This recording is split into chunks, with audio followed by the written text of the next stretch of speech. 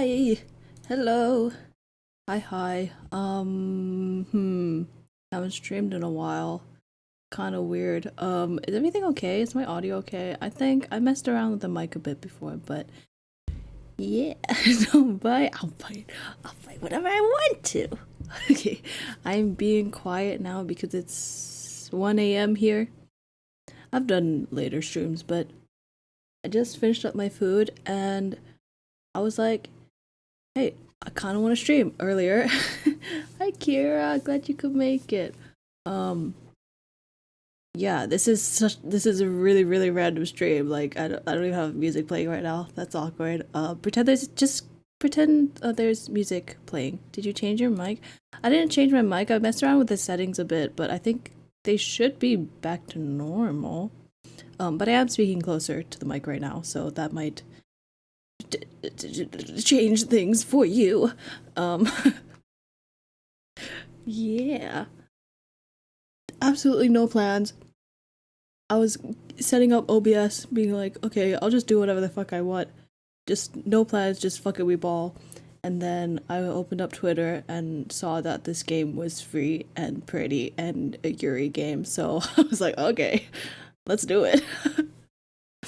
So yeah, this is called, what the fuck is it called? It gets lonely here. It's supposed to be a oh shit, that's loud. It's supposed to be a yandere Yuri game, and the art looks very pretty. So yeah, I like to play this. Okay, cool. You can do that. It's very pretty. Well, this is more of like a chatting stream. I don't know. I don't know what this is. Ebihime. Ooh, yes, that is the creator. I don't know anything about it at all. Literally so like spur of the moment. Oh my god, I'm just so quirky. I just do things. Anyway. I'm very tired.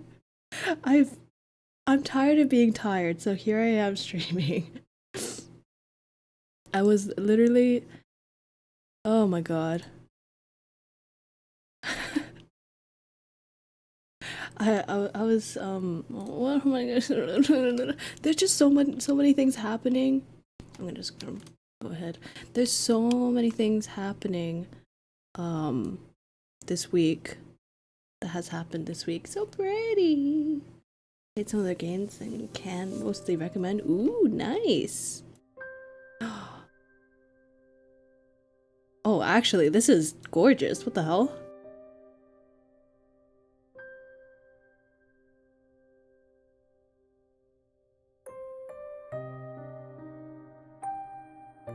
Music. I love music. It's very loud in my ear. Hold on.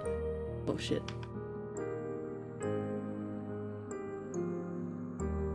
Thank you.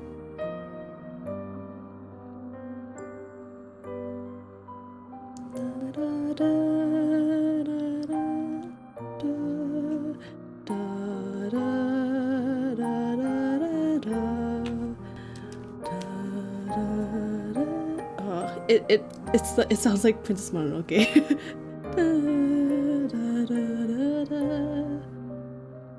It's very pretty. Sounds like Princess Mononoke. It's got that the chord progression and everything. Beautiful. Let's see.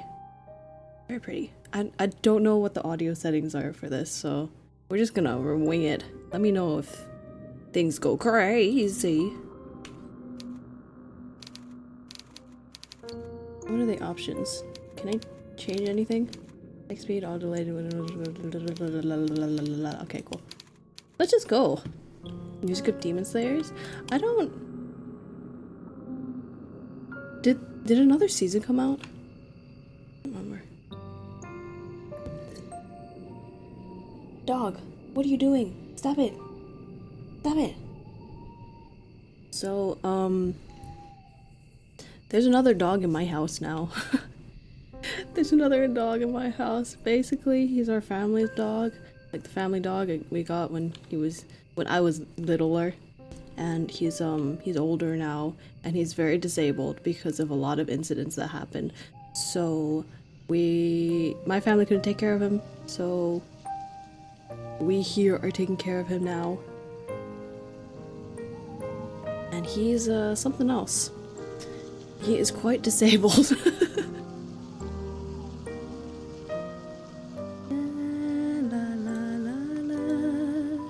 Not Princess Mononoke, Castle in the Sky.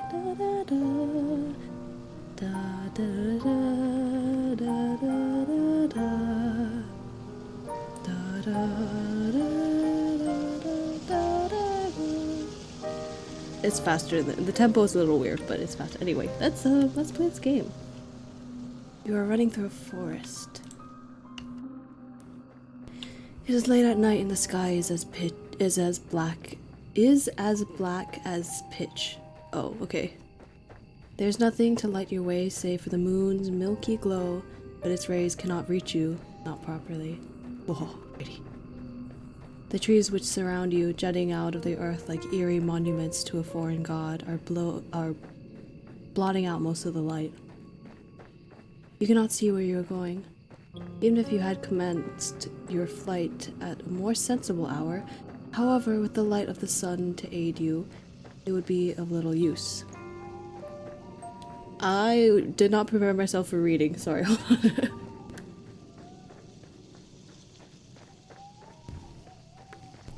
The ambiance is so pretty. It's very nice. You do not know where you're going. You have no map, no route, no plan. You are running like a frightened animal, anxious and nervy, with no destination in mind. You have no desire, as you run, save to escape. You cannot let yourself be caught. If that were to happen, you are certain that you would be ruined. You have no choice, therefore, but to keep going on and on and on, though your feet are screaming at you for mercy. I'm gonna put this closer to my face. You have no idea how long you have been running. Time has begun to blend together. It has lost all meaning. Do I need to turn down the music? Sorry, hold on.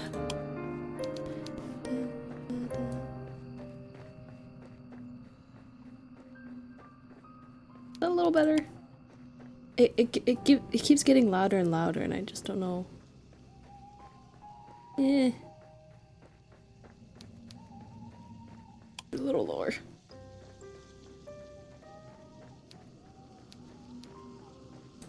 And then I can turn it up and down on here when I want to. Okay, that should be okay. Let me know. Just let me know.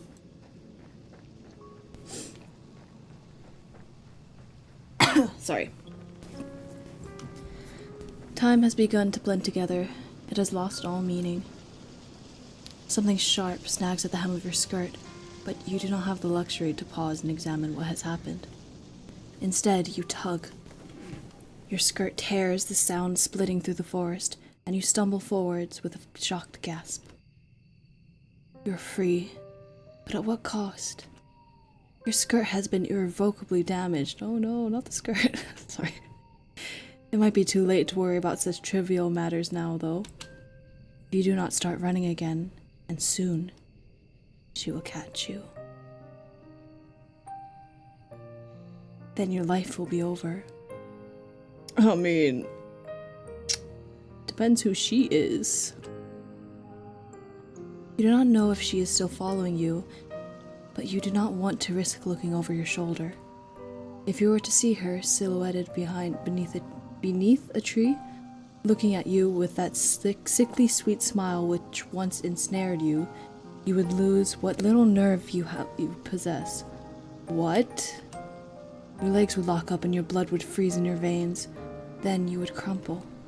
You would fall, but you would not hit the ground. She would be there to catch you. Aw, so romantic. Did she not promise, when you made that contract, that you would never be alone? You would like to take back that silly wish of yours, but it is too late for that. It's too late for a lot of things. All you can do is run.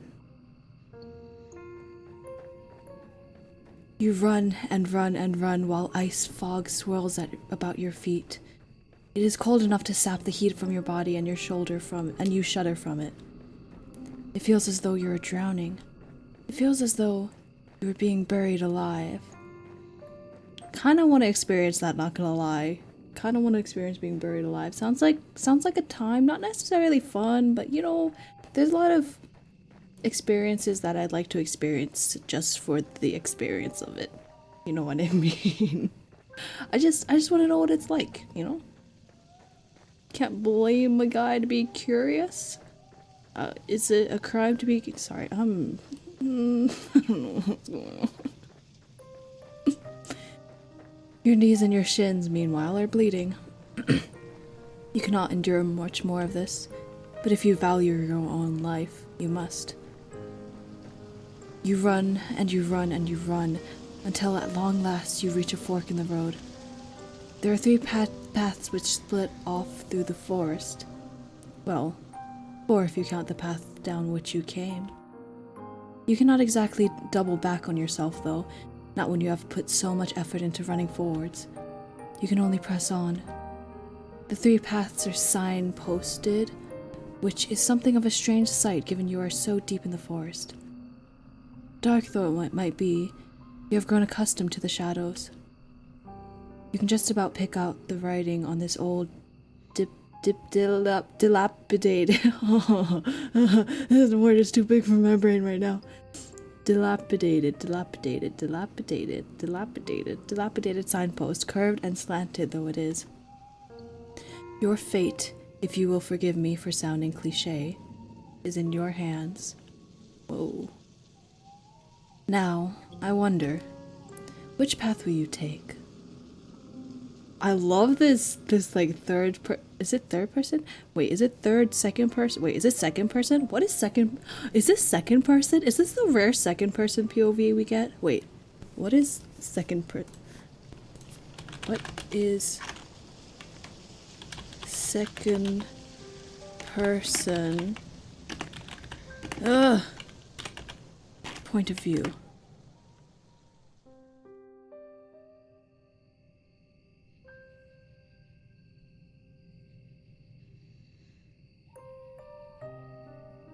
Wait, are we using first person wrong? I'm so confused now.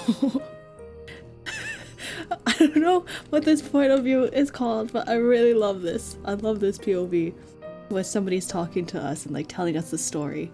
Oh, it's nice. Which path will I take? Go to the shore, go to the village, go to the castle. Okay, you know I'm gonna pick the mermaid route. You know that, right? We all know that, right? We can go through all of them, why don't we?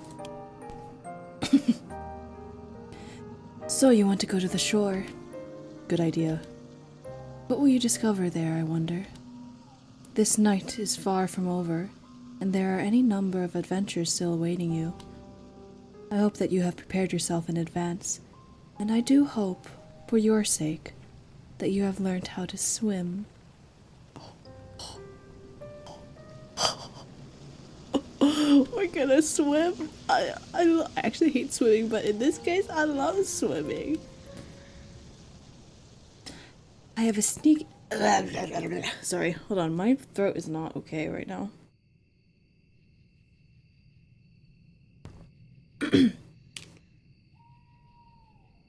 I want to narrate this very well, but my face, my body is not doing so well, but we'll do the best that we can.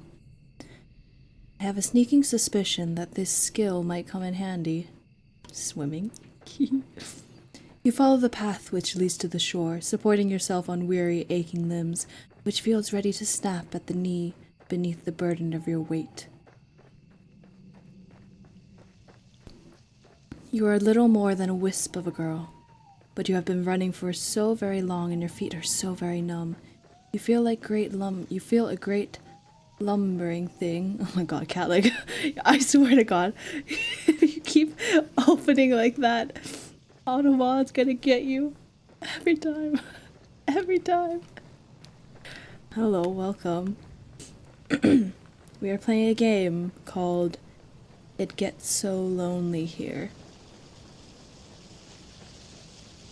How should you come here then? I don't know. Just bring out your folding chair and just like plop it down. Put on your sunglasses, sit back.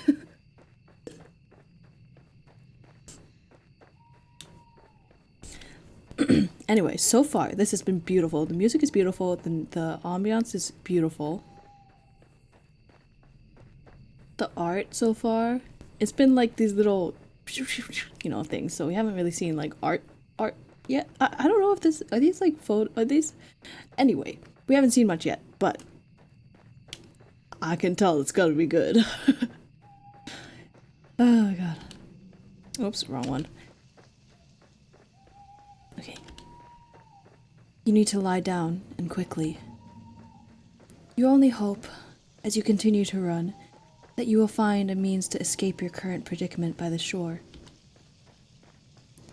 You do not know what awaits you, but you have visions of a harbor extending out to the horizon, cradling a fleet of white-sailed fishing vessels. Surely there will be some kindly fisherman who will be willing to take you far, far away on his boat, to a place where your pursuer will not be able to find you. My pursuer. Dog?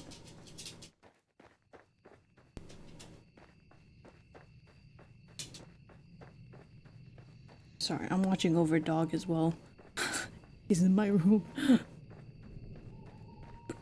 You can imagine, too, the face of this kindly fisherman, a face you have lifted from the fairy tales you read in abundance as a small child. Red. He will have thick, bushy eyebrows and a dark brown beard streaked through with gray. He will look intimidating at a glance, but he will be fiercely protective of you, just like a father. You do not know what fathers are supposed to be like. You're only imagining. Oh, I don't. Fatherless behavior. That's good. Give mods I'm good, I'm good. I'm actually very tired, but I was also very. So the thing about PMDD. The thing about depression. No, I just got really, really bored and tired of being tired, so now I'm here and I'm playing a game. And this is what I want to do, and I'm happy doing this, so hope everyone can be happy. I think a lot of people are starting to, like, get back into the swing of things. I'm definitely starting to, you know, getting back up. Don't forget to get some rest when you can. Oh yeah, oh yeah. I know. I definitely know. But yeah, this is like, this is a good rest for me, honestly. It's a different mindset when I'm streaming like this, because I had no plans. This is just a very spur of the moment stream, so I don't feel pressured or anything. I feel pretty nice. I feel pretty great. It's also like 1:30 a.m., so yeah, we're doing good.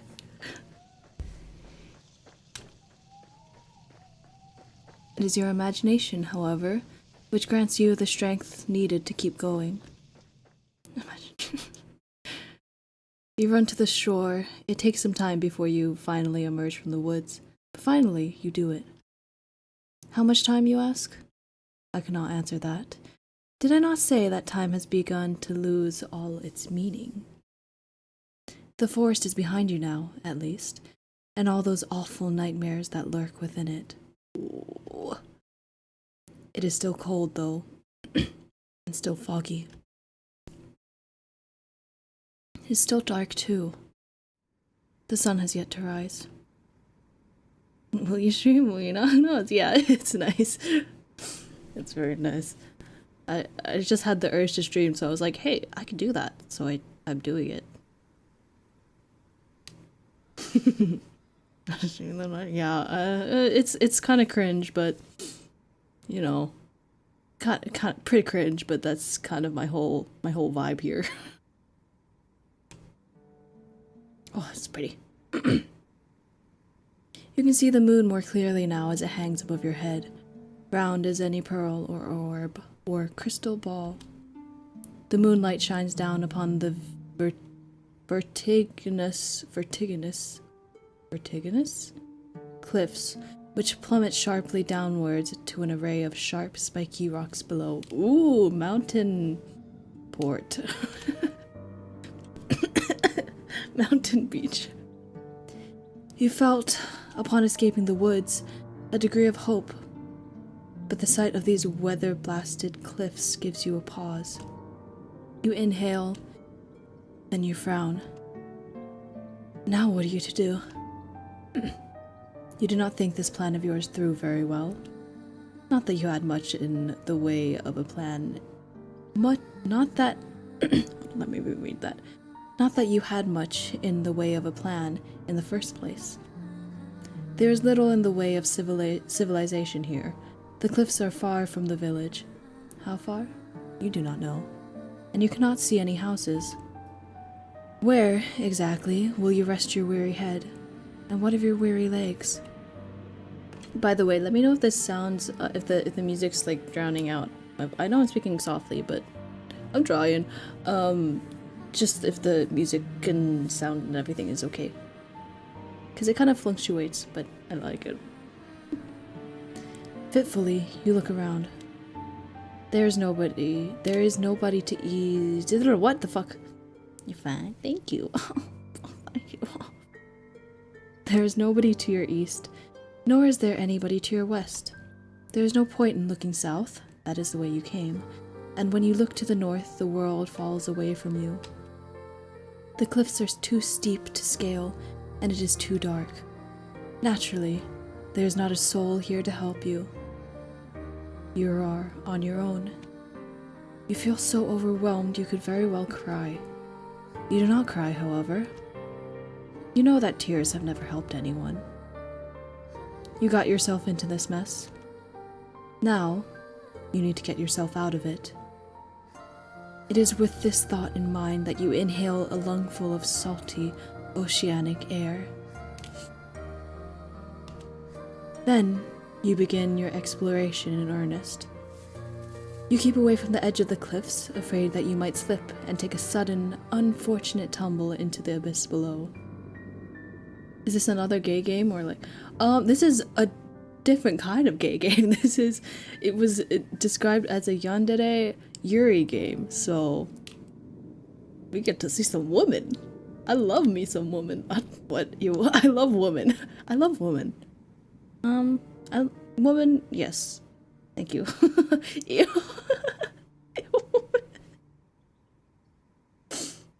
Hey, I'm bi, so I go both ways. I love women. Oh my god, you know what I also love? I love mermaids as well, and I think there might be some of that in here.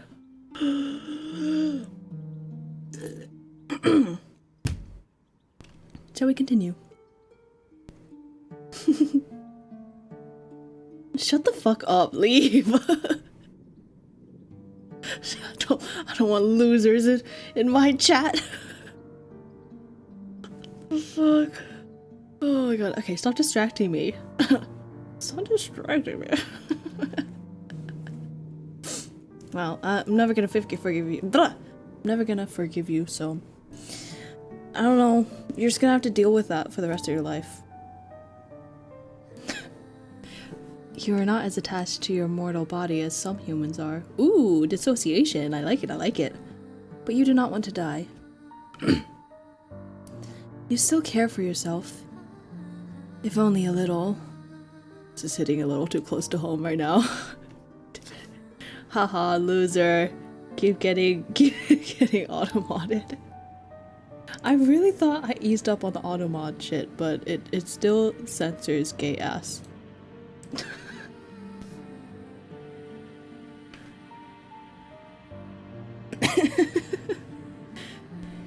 Okay. And it is this sense of self-preservation which compels you onwards. You glance this way and that, depressing the tall grass beneath your shoes as you search for a place of shelter. I love that imagery, oh my god.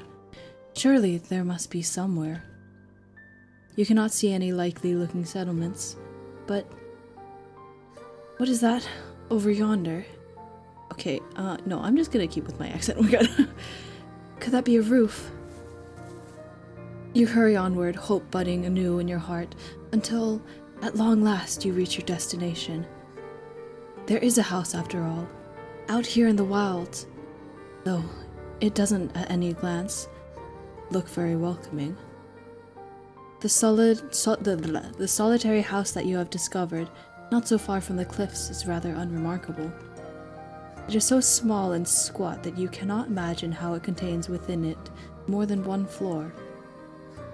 You cannot even imagine that it contains much more than one room.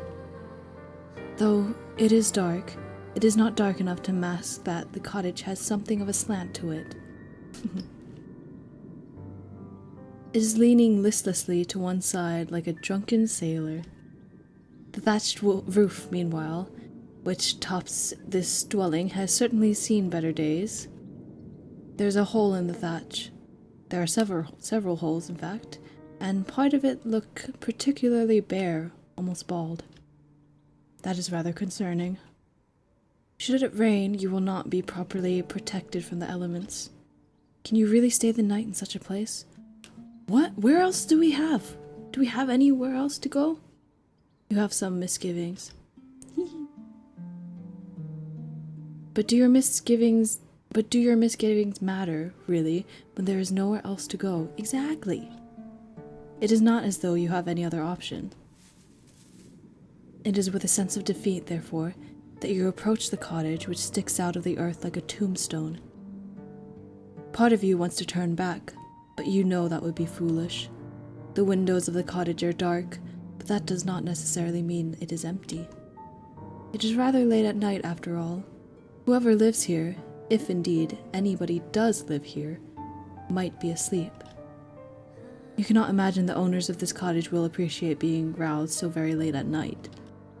You cannot let yourself worry too much about these small details, however. Otherwise, you will never get anywhere. You swallow. The taste of the salty sea breeze is pungent in the back of your nostrils. Then you rap the knuckles of your right fist on the door. You rap quietly at first, but you do not hear any resultant shuffling inside the cottage. Perhaps you did not use enough strength.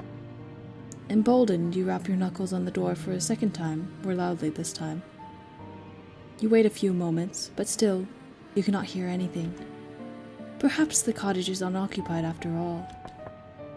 You knock for a third time, then wait. Woman. But why did you just say woman? What is the context?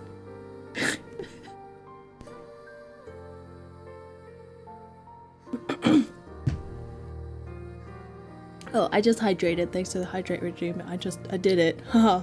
I'm psychic. I knew you were gonna do that. And I'll stretch. I need to really stretch properly.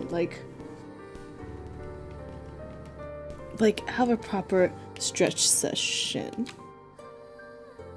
For my back mostly, because my back hurts a lot.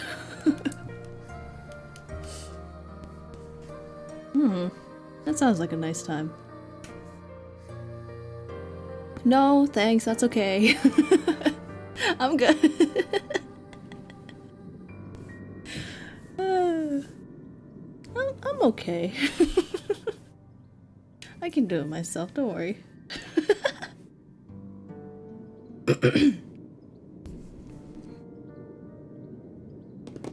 Ooh, okay.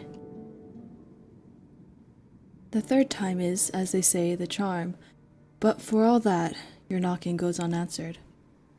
Well, nobody can say that you didn't try. More intrigued now than anxious, your fingers find the handle of the door. You pull it down, and, to your surprise, it yields easily. The door swings back for you as if by magic. It feels almost as if this was preordained.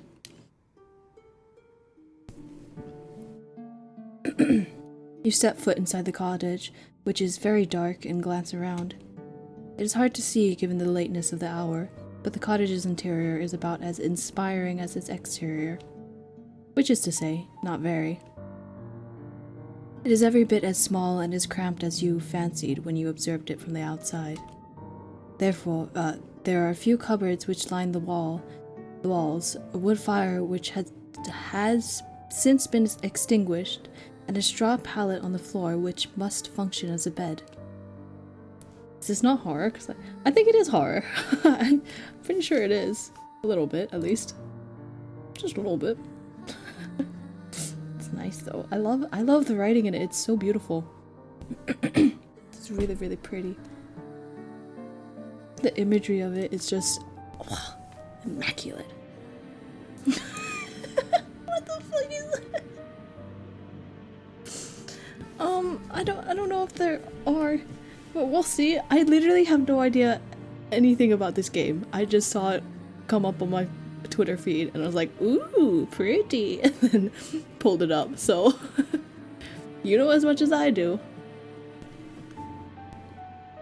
Your search is unsuccessful, however, when it comes to trying to locate other humans. You cannot find another soul. Surely, that is to your benefit, though. If nobody else lives here, then you might as well make yourself at home.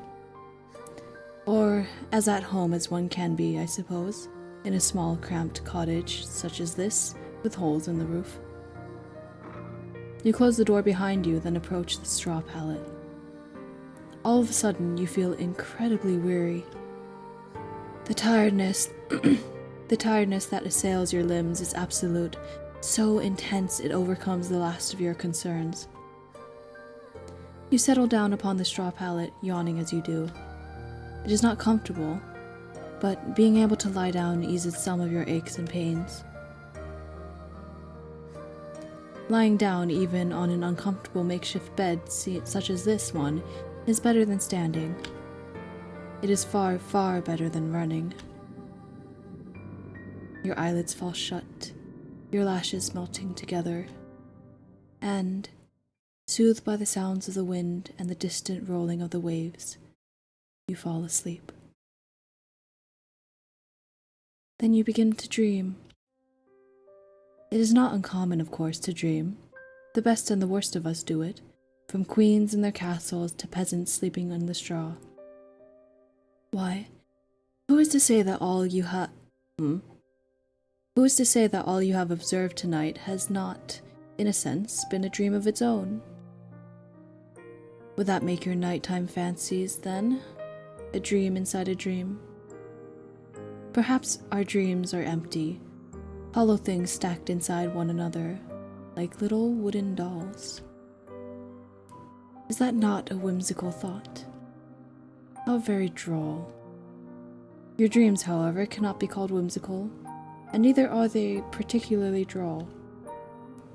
They are not pure fabrications, as dreams sometimes are, fleeting fancies which can never come to pass.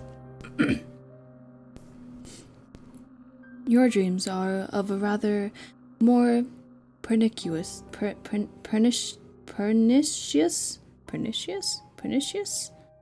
sort. Pernicious. Having a harmful effect, especially in a gradual or subtle way. That's a beautiful word! That is a beautiful word! How have I never heard this word before? I've needed this word all my life. This is my life. This is what my body is to me. One word of all times. It is. It's a good word. Pernicious. I'll keep that locked in my brain. Pernicious. I just learned a new word. Okay, let's keep going. In your dreams, you are at the conservator, with your red hair tied back into two prim, proper braids. You are walking through the courtyard, clutching your books to your chest as you make your way to the library. Woman can read? So fast and talented. Thank you. I learn new things every day.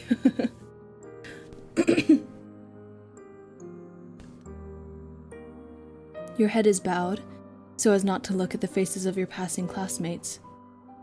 You do not want to meet their eyes. These girls with their sensible braids and their sensible shoes are merciless. You hunt your shoulders together, in this dream of yours, so as to not draw their attention, But alas, it is not enough. You stumble, clumsy thing that you are, and you fall, and just like that, all eyes are upon you. They are staring at you. They are laughing at you.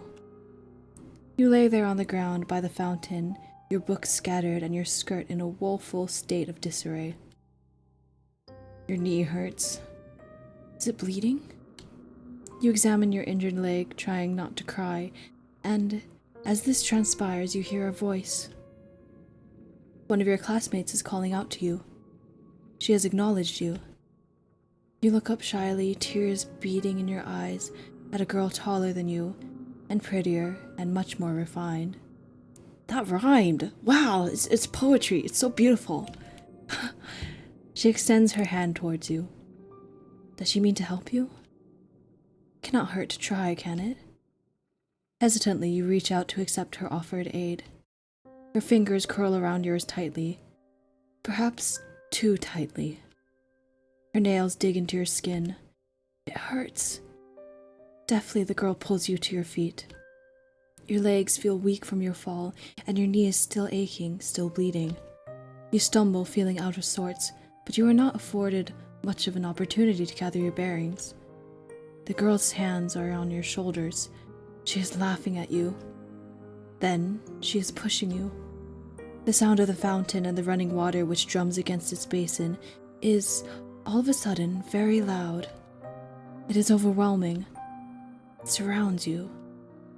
Then, it engulfs you. It is cold as ice.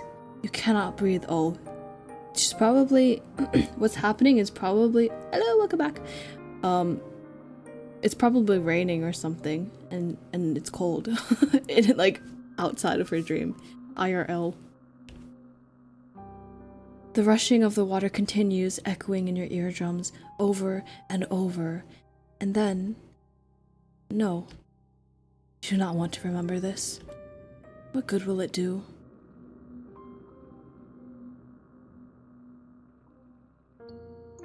How does this portray dreams so perfectly?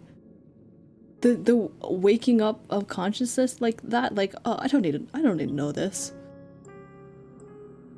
Wait, is this like a memory? Is this a memory? It is in the past where the past ought to remain. You are never going to go back, not even in your dreams. Do I not have a Discord server? I don't.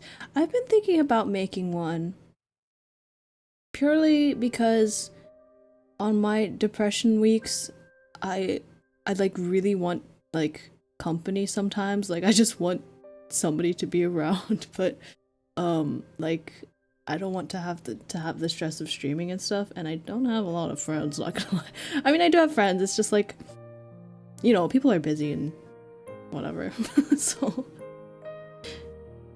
need to make one too. Yeah, can help me make one. I'm still conflicted about it. I've been conflicted about it for like 5 months now, so 5 months, it hasn't been that long, for a couple months now, so I should do some real thinking about it. I don't know. We'll see. We'll see. I might hit you up about that though. So thanks. Anyway, back to the dream. Ooh. You're never going to go back. Not even in your dreams. I like that. Is it this determination which forces you back into the world of the waking with a... it is this determination which forces you back into the world of the waking with a start. Okay, I will. You gasp like a fish as you sit upright, your eyes unnaturally wide. You feel wearied from the lack of sleep, and, with half-lidded eyes, you glance about. It is still dark inside your cottage, the sky visible from beyond the window splashed still with stars. How long were you asleep? You are not sure. Your dream was so very detailed, and it really did feel that you had been transported into a different time, into a different place.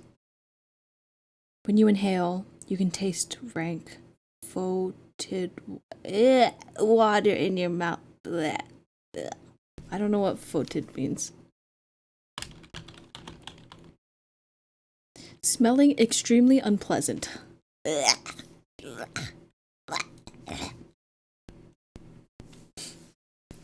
Tentatively, you pat yourself down, your fingers trailing against the front of your uniform. So vivid was your dream, you half expected to find that your clothes are damp. This was not the case, however. Could have used the word musky. I don't know. Musky has different... Musky can be a positive thing, right? Like musk, you know? You are, in fact, perfectly dry. Well, now what are you to do? Will you go back to sleep? That sounds like the best option available to you. You are very tired, but your senses feel too overwrought, all of a sudden, for sleep. You do not think you could bear it. On unsteady legs, you rise to your feet, then stand by the window.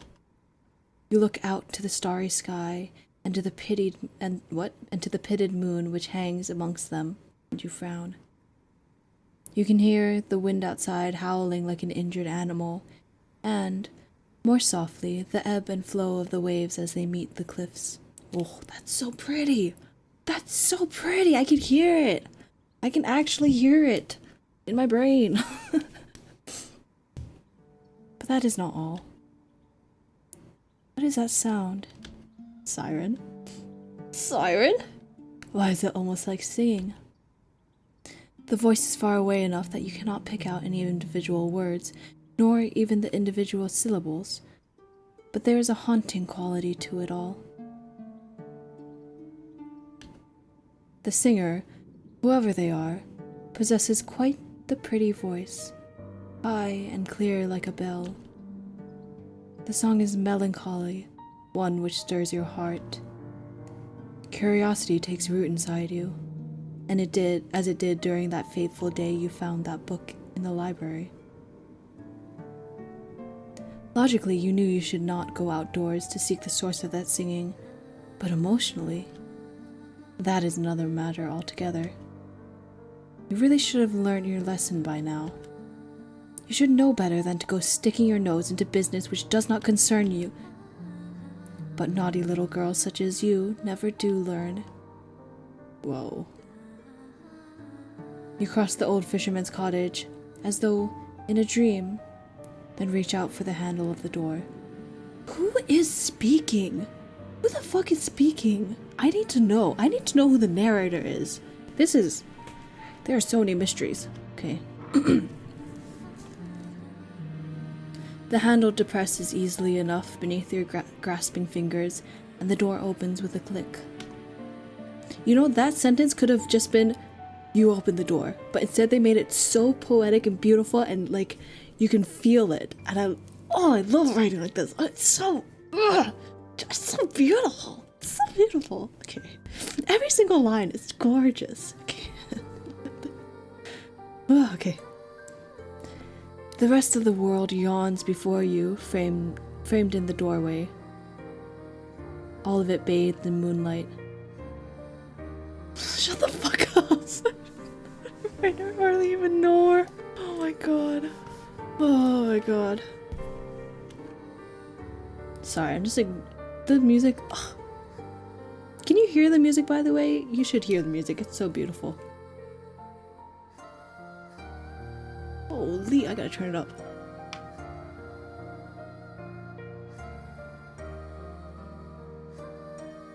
I think this is a different track than before. Oh, it's the siren song. I see, because you can hear a little voice in the back. Wow! Okay, continuing. Ad in progress? Okay, you know what? I'll hear the music a little longer. Just for a couple more seconds.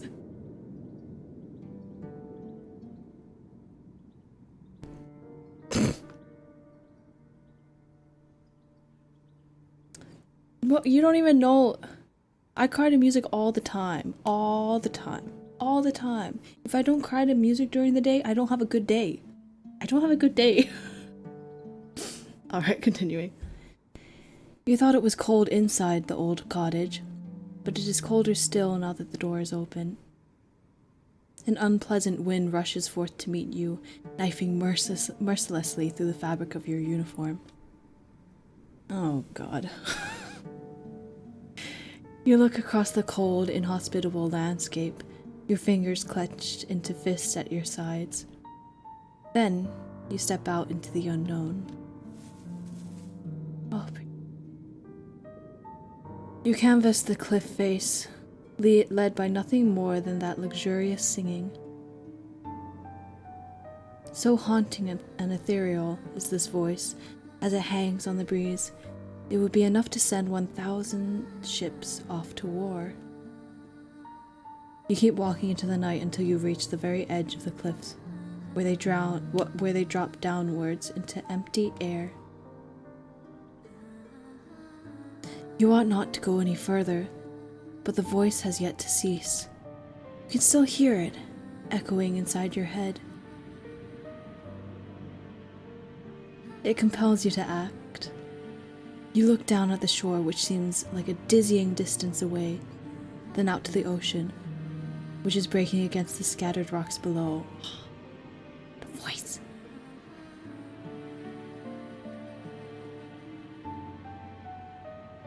Your eyes narrow with determination. Then, you take a step towards the cliff. These cliffs are steep and the rocks below them are sharp. You can see them glinting in the darkness, their tips jagged like the teeth of hungry predators. What the fuck?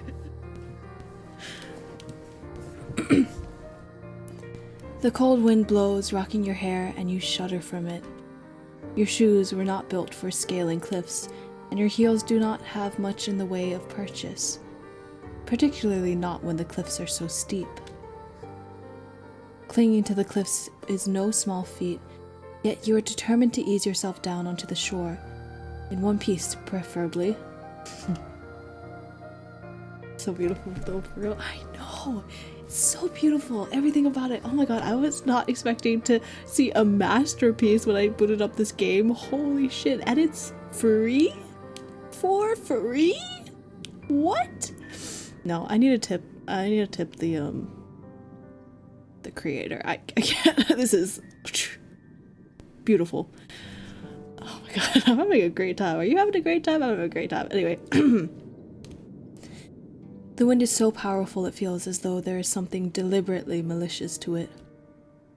You wonder, during your descent, if it means to knock you off your perch on purpose, to cast you down to the rocks below. Well, if that is what it wants, then you refuse to give it the satisfaction. You can be awfully stubborn at times, and now is one of them. You continue to climb. How long have you been at this now? Until, at long last, your feet meet the shoreline below. Finally.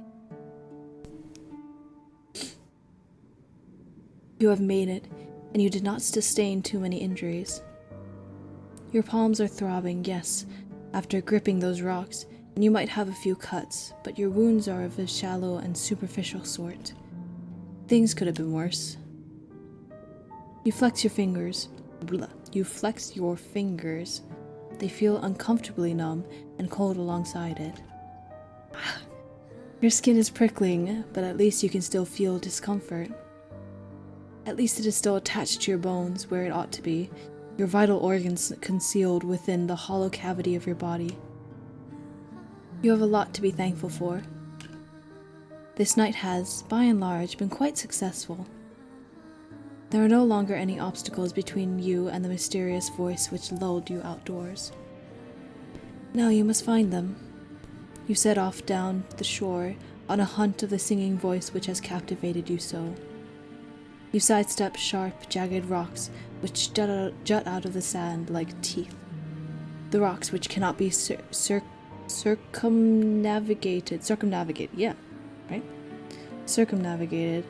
Meanwhile, you clamber over. All the while, the sound of the sea mingles with that of the singing. It provides an ethereal, haunting backdrop to your exploration, one which further adds to the surreality. Surreality? Is that a word? Surreality? I guess so. Of your moonlight stroll. The waves lap against the shore, then recede shyly, pushed and pulled by the bleached white moon which hangs overhead. The oceans that you have seen in your library books were all blue as sapphires, but this ocean is different. It is so late at night, it looks black instead.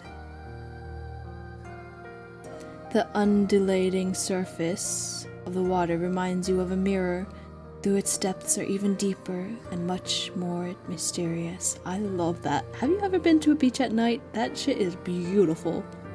Stunning, I tell you.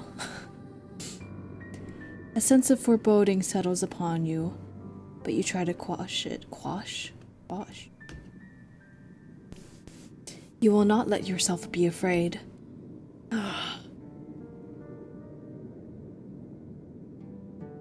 Pretty. Woman. Pretty.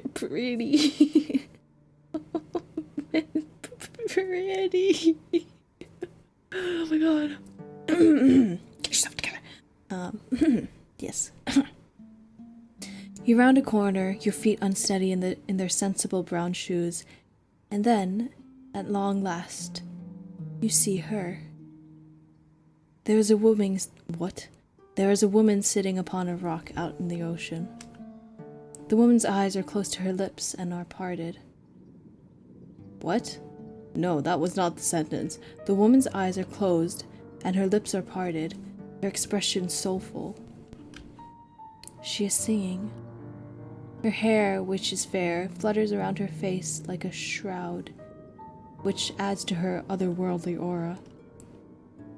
Her eyes might be closed, but her lashes are long and luxuriant like a doll's. Her lips, meanwhile, which are parted in song, are soft, like the freshly plucked petals of a flower.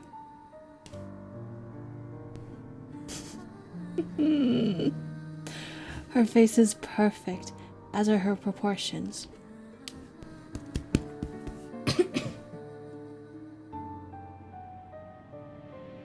Sorry, my throat is not happy today. Her neck is tall and slender, like the stem of a flower. As for the lower half of her body, meanwhile, well, it is nothing like anything you have ever seen before.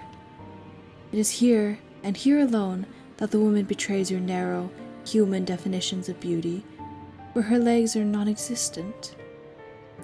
Rather than two awkward appendages, this woman has, instead, the sleek, shimmering tail of a fish. Is she not, then, a human? She cannot be, not with a tail like that. This unusual sight makes you gasp, and quite audibly at that. You do not mean to be rude, but you cannot help yourself. Humans tend to react poorly to things they do not understand. At least you do not scream. That would be even ruder. Oh my. You meant to observe the mermaid from a distance, but it would appear that your shocked gasp is loud enough to attract her attention. The fish-tailed... Oh god, her is so pretty. The fish-tailed vision sitting upon the rock is looking at you. Her gaze is so piercing, it feels almost as if she is looking through you. Your heart seems to stop inside your chest, as if by some manner of magical spell. You thought the mermaid pretty when you first observed her, sitting on that outcrop of rock, her face turned in profile. Now she is looking at you. However, you can see that you were mistaken. She is not just pretty. She is beautiful. So much so it is almost unnerving. She looks as though she has stepped out of the pages of a picture book. She is simply too perfect to belong to this world. Perhaps she is some kind of a vision, a waking dream, a hallucination. But no, She is none of those things. Her tail might be an impossible thing, but its scales look slick and wet regardless, like those of any fishes one might find at the market. Those scales are iridescent, and bathed beneath the light of the moon, they seem to almost glow. The sight of her, rather, takes your breath away. You look at the mermaid. She looks back at you. You prepare yourself, expecting some sort of altercation. But the surprise soon fades away from the mermaid's face. Her lips, which once were pursed in a frown, now shift upwards. She is smiling. Ah, don't smile like that, I'll cry. Don't smile, I'll cry. Then she says in a refined sort of voice. Refined sort of voice, okay. Gotta do her justice. Oh my god.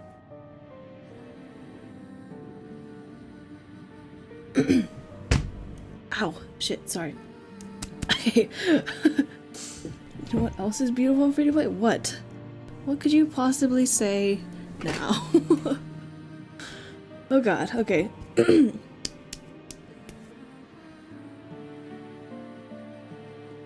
Ooh, okay, I love her. I love her. Okay.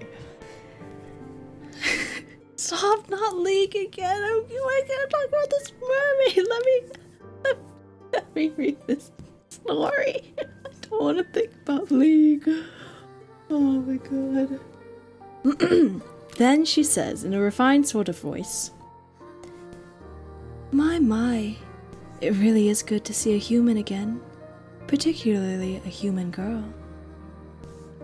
I was beginning to fear that your kind had all disappeared, and I would no longer have anybody left to tell me of the world above the waters. My, this is quite the... Wait, is she still talking or no? This is quite the effusive greeting. Oh, okay. The mermaid's introductory speech is possibly brimming with excitement of a sweet, girlish variety. She is rather more amicable than the fine polish of her syllables would make one suggest. You might be a well-bred lady yourself, with an accent to match, but you cannot help but feel overwhelmed. Oh, we have an accent? Okay. Anxiously you observe the mermaid, and you ask her what she means. What happened? As to that, I am afraid I cannot say. I have been sitting on these rocks and singing for many, many nights, but nobody has come to see me. There have been no lovely humans for me to play with. I was beginning to wonder whether your kind had disappeared altogether. I feared some manner of calamity had occurred while I was slumbering beneath the water's surface, and your kind had been eradicated. You shudder, then reassure the mermaid to the contrary. You do not know about the humans that she used to speak with, but you, at least, have not been eradicated. If no, League, I'm gonna DM you something. What do you want? What are you gonna do? I swear to God. I swear to God. Whoa, where is... I swear to God, I can never find my Discord. Okay. Thank you for reminding me. That was a while ago though, wasn't it?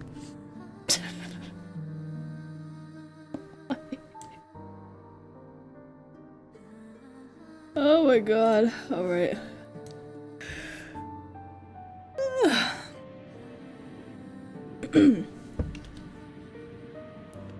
You are still here. Yes. Okay, well, should she have an accent as well then? I'm assuming it's British and posh. I kinda don't care right now. I kinda don't care. Yes, well, I can see that, the mermaid answered with a light laugh. It really is a relief. My fellow merpeople who live beneath the water told me not to worry so, but I could not help myself. Fucking British mermaid. I I'm assuming they're like in somewhere in that place, like, because she said, not she, the narrator said that the main character is a well-bred lady with an accent to match as well, so I'm assuming that's like, you only, I don't know where else you'll find that, but I mean, it's very prominent in like British culture. So, British culture? God, British history more like? I don't know. Alright, okay. I have always been fond of you humans. It was rather sobering sitting here night after night, all on my own. It gets so lonely here. Now, that is an interesting turn of phrase. It catches inside your head like a burr. Have you heard it before? So, dear human, what do you say that you are unfamiliar... Did you say that you are unfamiliar with these parts? Hesitantly, you examine the mermaid. All on my own. Stop. Thoughtless, though you might be at times, you are not so very self-centered that you cannot detect the note of longing in the mermaid's voice. It is evident, as she looks to you, that she is hoping for a particular answer to her query. This answer, alas, is not one that you can furnish her with. You do not want to lie to her. It is after some hesitation, therefore, that you reaffirm your earlier words, though this time you embellish them. You tell the mermaid that you are a traveler from a far-off land, one which is very dissimilar to this one. It is not a complete fabrication. You tell her that you have only just arrived by this shore, and you are unfamiliar both with your immediate surroundings and those further afield. If there is a village nearby, then you have never set foot in it. You do not know what this village is like, nor how many inhabitants it boasts. You do not know if a calamity, as the mermaid grimly supposed, had struck this land. Is Theandre the mermaid? I don't know. We'll find out, I guess. But if she fears all the humans within the immediate vicinity have been laid low by some mysterious malady... malady? Sorry, what the fuck? Is that a word? Malady. Malady. A disease or ailment. Drowns you cutely. I'd be down if this mermaid would drown me cutely. I might. Anyway, a malady. Some serious malady. Then she needn't worry overly on that score. You are still alive, are you not? You wonder, enough to satiate her curiosity with the human realm. Oh, okay. Yes, that is... Oh, no, it's her again, okay. Is it her again? I think it is. Yes, that is true. You are here. I am grateful, naturally, for your company, although... Wistfully the mermaid sighs. I was rather hoping you might be able to bring me some news of the nearby village and of its inhabitants. This makes you wonder. Was there a particular person from this village she was close to? Ooh? Her chaos is done for anything. True.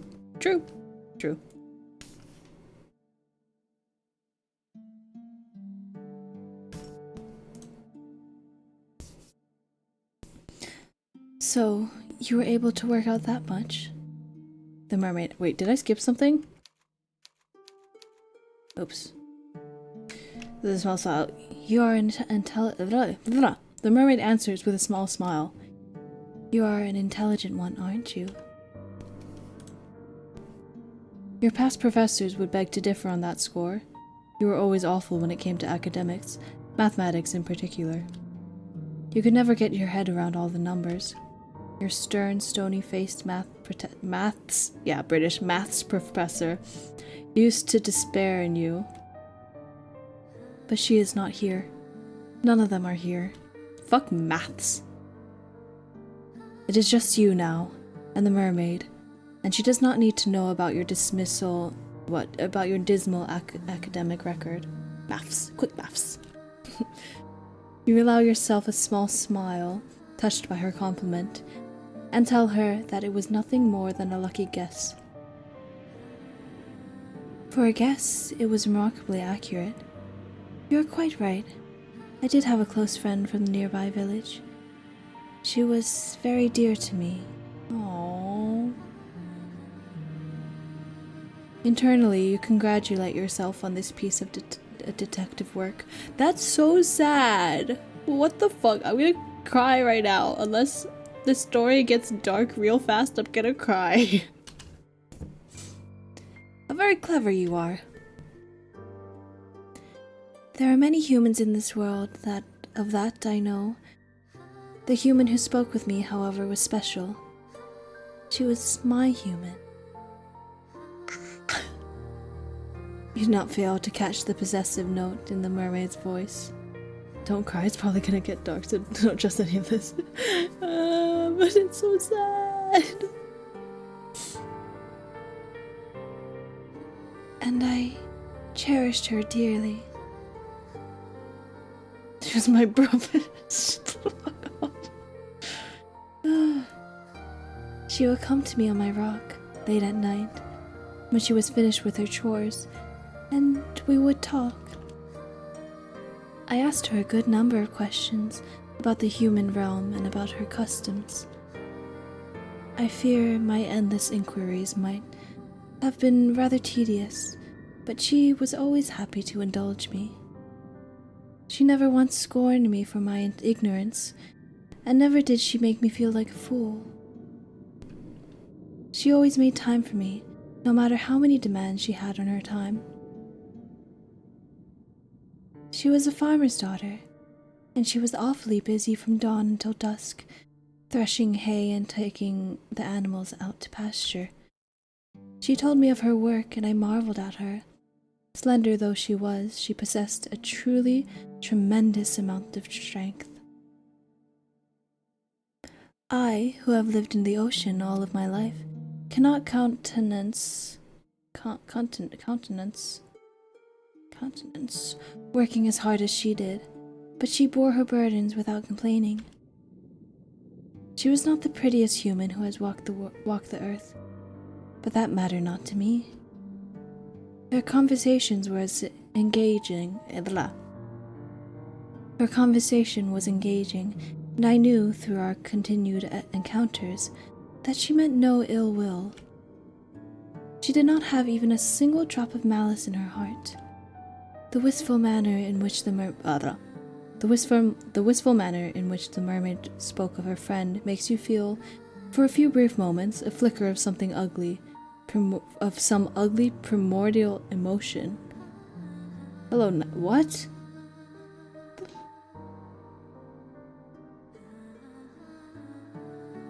I'm gonna ban you if you keep this up, Kelly. Look how pretty. Oh god. Could it be jealousy? It is painful, isn't it, to hear others wax poetic about those they hold dear. I'm kidding, by the way. I'm kidding. I'm just kidding. That wasn't clear.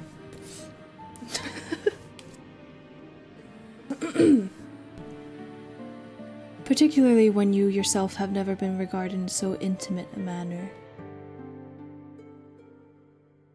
This hurts me really a lot. That just went straight for my gut.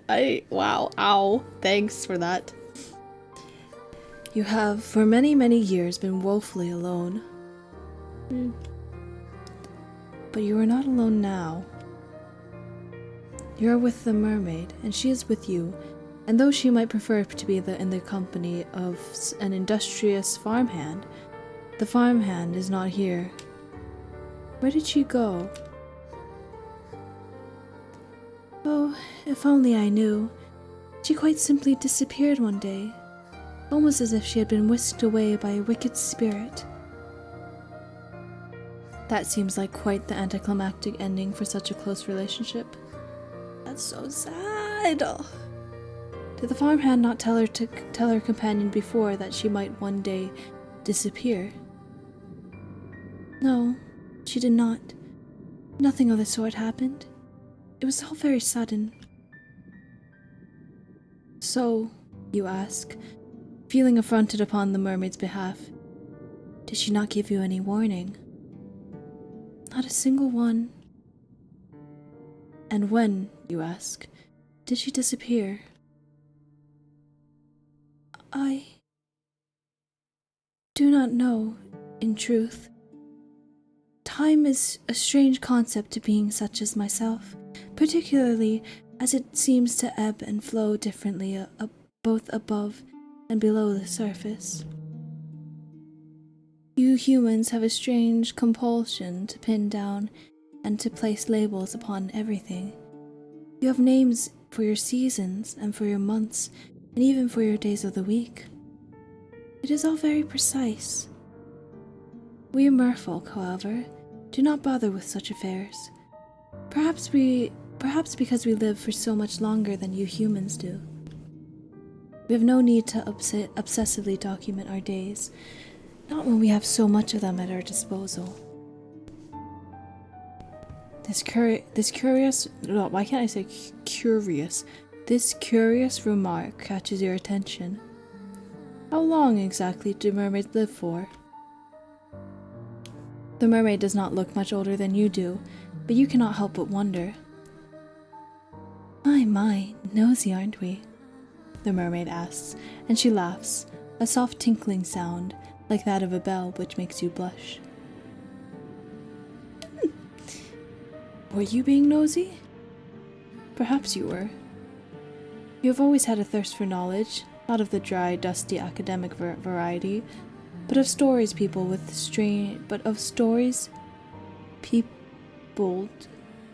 strange persons.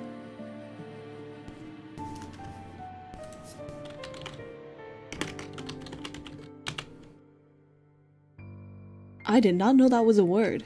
Wow, I'm learning so much today. Peopled. Literature was the only subject you were ever any good at. Again, it is hard for me to quantify, but to put it in terms a human like you can understand, I suppose we mermaids can live for centuries. Centuries? That is quite the surprise. But perhaps it shouldn't be. You have been subjected to any number of surprises tonight. What is one more to add to the pile? I have not been waiting quite that long, however, for my friend to return to me. I think it has been but a few seasons. Mermilf? Yeah, even better. It might not sound like much, but never before have I been so aware of the passage of time. That's so sad and the perfect allegory descriptor for loneliness. It's just noticing how long time is, and that's oh my god. Can I also say I love like moonlight or just night paintings, like artwork, illustrations of things at night, because the I don't know how to explain it, but like the colors are so different and like you can't really see it properly, so you have to like bump up the lighting, but to still make it look dark you have to do all these. Oh my god, it's so beautiful, and like the stars and the moonlight is the only light, and it's just I fucking love it. I love it. This illustration is gorgeous. Absolutely stunning, love. I have experienced any number of wants during my life, but I have never wanted anything quite as badly as I want to see her. I wish she would sit with me, and she would talk to me just one more time. Has she died? Did she die? Oh my god, my heart. But perhaps I'm asking for an impossibility. I have been waiting for long enough now to presume that she will not be returning to me. Just a pretty game overall, yeah. I fear that something might have happened to her, or to her family, or perhaps to her whole village. You can hear the worry throbbing in the mermaid's voice, so potent that, for a few moments, you swear you can feel the depths of her sorrows within your own breast. Her sadness over this human girl is a deep, dark thing, almost fathomless. You cannot let yourself indulge it for too long. Otherwise, you fear you might drown in it. I'm already gonna drown in it. I'm so crying. Ruefully, you tell the mermaid once more that you cannot help her. You're only a traveler after all. What do you know of a single insignificant farmhand in a nearby village? Yes, I thought you might say that. It is quite unfortunate, but... oh well. I ought not to reflect upon all that I am missing. That would be churlish of me, and it would not be fair to you either. Churlish, rude in a mean-spirited and surly way.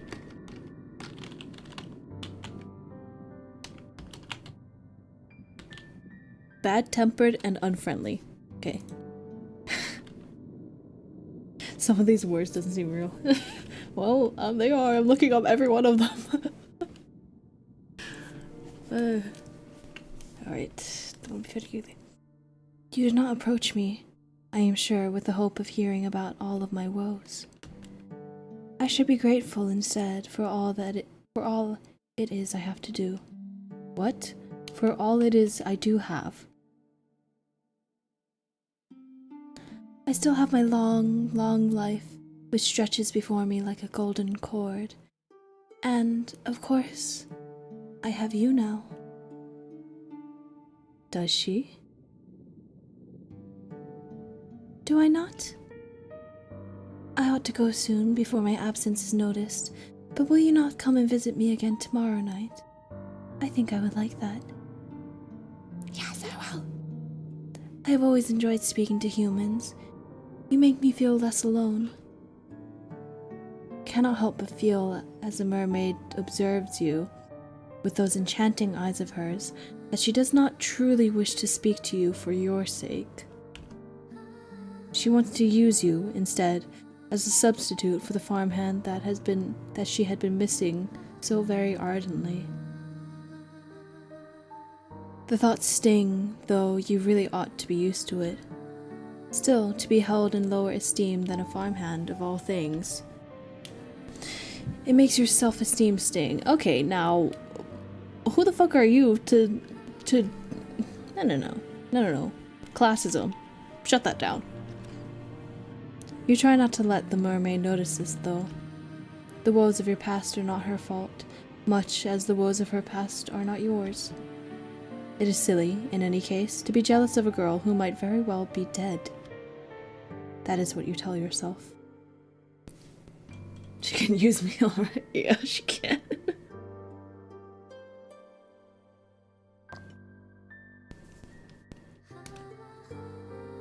It is the only way to prop up your bruised sense of self-worth. You would, you tell the mermaid after a pause, like to see her again. You would like that very much. Oh, thank you. I have been feeling very gloomy for quite some time, but seeing you has invigorated me. Finally, it feels as though I can smile again. Did she not smile, you wonder, after her friend disappeared. I did not, no. I did not have the heart. Without her, the world seemed very dull and drab. Your company has cheered me immensely. This is why I like humans so much. You are not callous and unfeeling like the merfolk who live beneath the water's surface. Oh my god. God, like...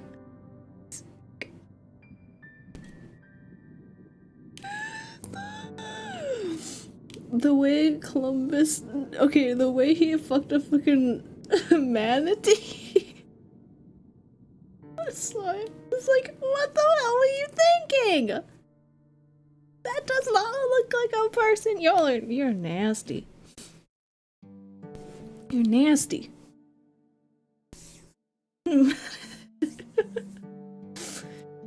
Alright. You are much kinder than they are. Oh, if only she knew. If the mermaid was aware, I wonder, of how petty you are. You are. Oh my god. And how jealous. She still care for you. Well, that is neither here nor there. Do you climb all the way back up? You agree to meet with the mermaid come sundown, the following night. Then make your slow, stumbling way back up the cliffs, then to the cottage you have purloined as your own. Once indoors, you settle down upon your pallet, and then you close your eyes. Are we not hungry? Are we not so hungry?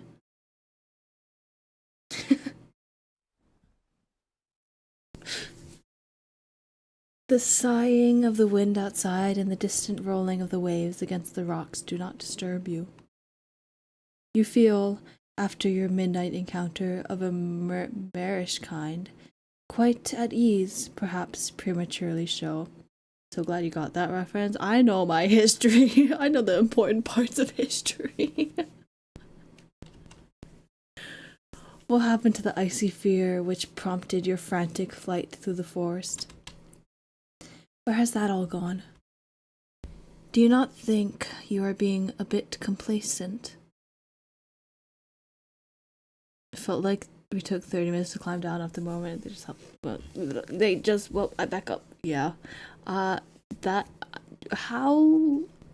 are we not, are they not super tired?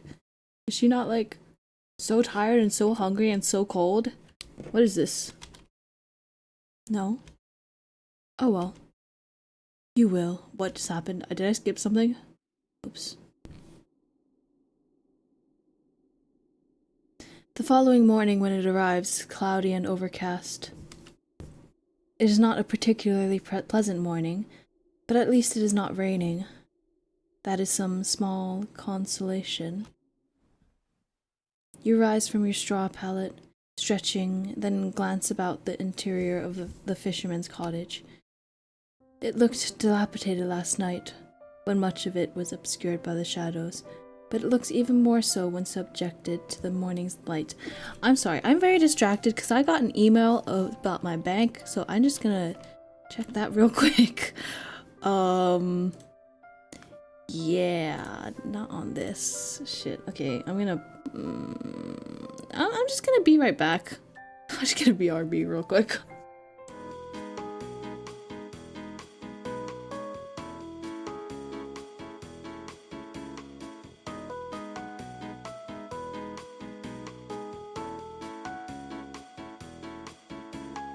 Okay, we're safe. I'm sorry.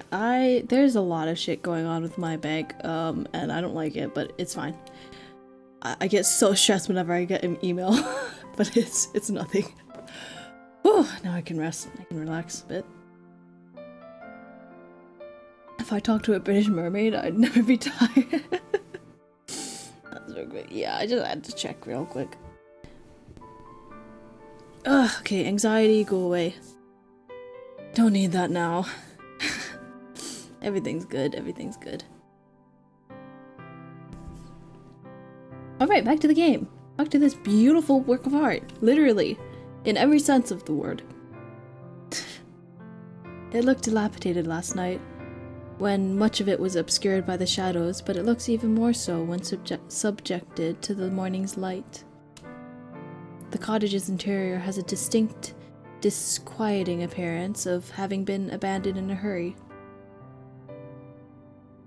There is broken pottery strewn upon the ground, and the singular wooden chair, which once must have stood by the singular wooden table, is lying on the floor. So sad. The doors of the cupboard, meanwhile, are ajar. The shelves within are depressingly bare. A quick search reveals a handful of edibles. Okay. Meaning food. Meaning things that is food. Things that could be eaten. But there is precious little to be getting on with. I don't know what that sentence means, but it looks pretty. Badass house, yeah. If you wish to live here comfortably, you'll have to look into foraging. Are we actually living here? Like, oh, so we ran away. Okay. You ate very little last night and your stomach is empty. Did we eat? It was the malcontented rumblings of your stomach, in actual fact, which roused you from your slumber. But your body seems to be very far away indeed, much like the grey clouds which choke the sky. Woman. You're not thinking of your own physical discomforts. You are dwelling instead upon the events of the night prior. You cannot help but think of the mermaid.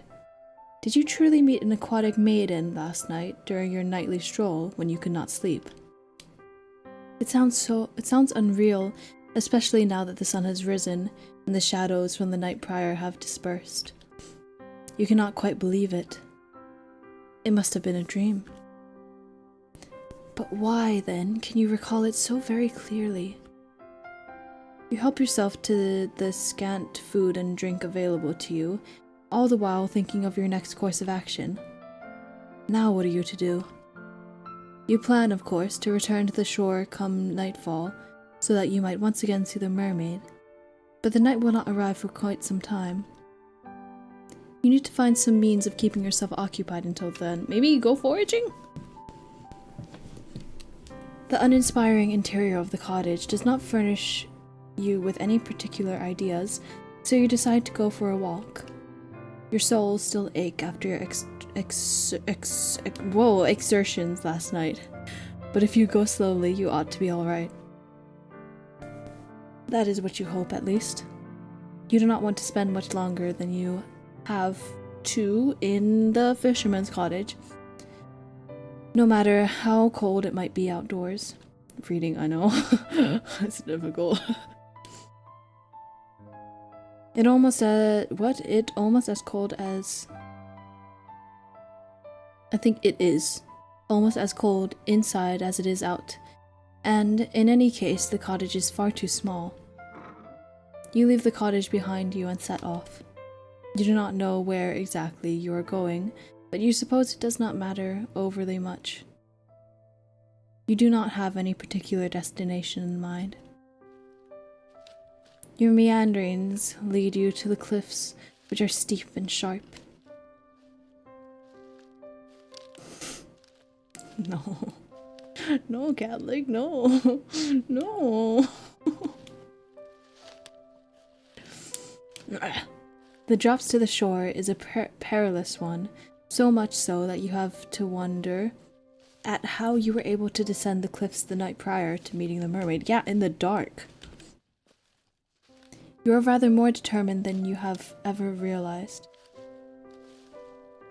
It was your idea to say to you. You said she was British. Yeah, because she is. They are. They are. It's literally. It said maths. Sorry, maths. They said maths. Of course. Maths. Though I, of course, could have told you that much. You are surprisingly capricious. I think I know what that word means. Capricious for a small, slender human. You walk along the side of the cliffs, keeping a sensible distance away from the drop to the shore. You might have survived last night's excitement unscathed, but you do not fancy trying your luck. It would be so like you, really, to avoid a drop to your death in the darkness, only to stumble during the morning's light and take an irreversible tumble. I relate. Your fortunes have never been the fairest. Another cursed soul, I see. So chuny. Your meanderings along the cliff reveal to you all manner of curious flora. You thought the night prior that the cliffs were weather blasted, but you can see now that your assumptions were incorrect. There are flowers here, very warm and bright like the sun's light during the summertime. Or, you think, with a flash of pleasure, the fair hair of the mermaid whom you are certain you spoke to last night. These flowers are so very like her hair, it is uncanny. Sorry, let me move around. Stop speaking in British! You want me to start speaking British? You really want me to start it? I don't think you do. I don't know what the fuck that was, but you step towards the flowers. Not doing that. Oh my god. Yeah, don't like it when it's thrown back at you, do you? You step towards the flowers, drawn towards them, and sink down to your knees. And I would die too? Oh no! Wait, don't we have cut up knees? Aren't our knees? Ouch. The tall grass brushes your ankles like a caress, the morning's dew wetting your skin. Your clothes are getting damp, as are your legs, but you care not for this minor discomfort. You have just had an idea. Why not make a gift for your new friend? You are sure that she would appreciate it. Why would she not? She told you in a voice which was steeped with dolor, that she had been feeling lonely. Dolor. Definition. Dolor definition, a state of great sorrow or distress. You want to see her again. And when you next see her, you would like to make her smile. It is with this thought in mind that you begin to pick flowers which are growing upon the cliffside. Sorry. Okay. These flowers do not have any thorns, and their delicate stems snap easily enough between your fingers. You take care when plucking these flowers to leave a substantial amount of stem intact. You will need these stems so that you might twine the flowers together. You mean to make for your mermaid a diadem, something she will be able to wear in her hair. Aww, cute. This tiara is certain to suit her. She is so pretty, anything would suit her. You continue your work, slow and steadfast, as the weak sun shines. It takes time, but you are eventually able to fashion something you are satisfied with. You only hope the mermaid will feel similarly, if indeed she really does exist. Carefully, you pocket your makeshift diadem, then decide to forage for some food. You discover, during your search, some fruit trees whose sweet burdens are enough to fortify your spirits. Would be funny if they threw a random Pokemon name in there, like, oh, beautiful born Diglett is a ground type Pokemon. I have a suspicion that they won't be doing that, but that would be interesting. For the present, at least. It is fortunate, really, that you are so excited about your moonlight rendezvous with a mermaid. If you were less focused upon the future and dwell more in the immediate present, you might have more of an appetite. The emptiness in your stomach Assuaged. I think I know what it means. I don't think I need to look up this word. I just don't know how to pronounce it. Assuaged. You return to the cottage, whereat you meet you. Oh my god. Oh, there's so many words. Whereat you mean to wait for the setting of the sun. You're hungry. That could be. I just ate.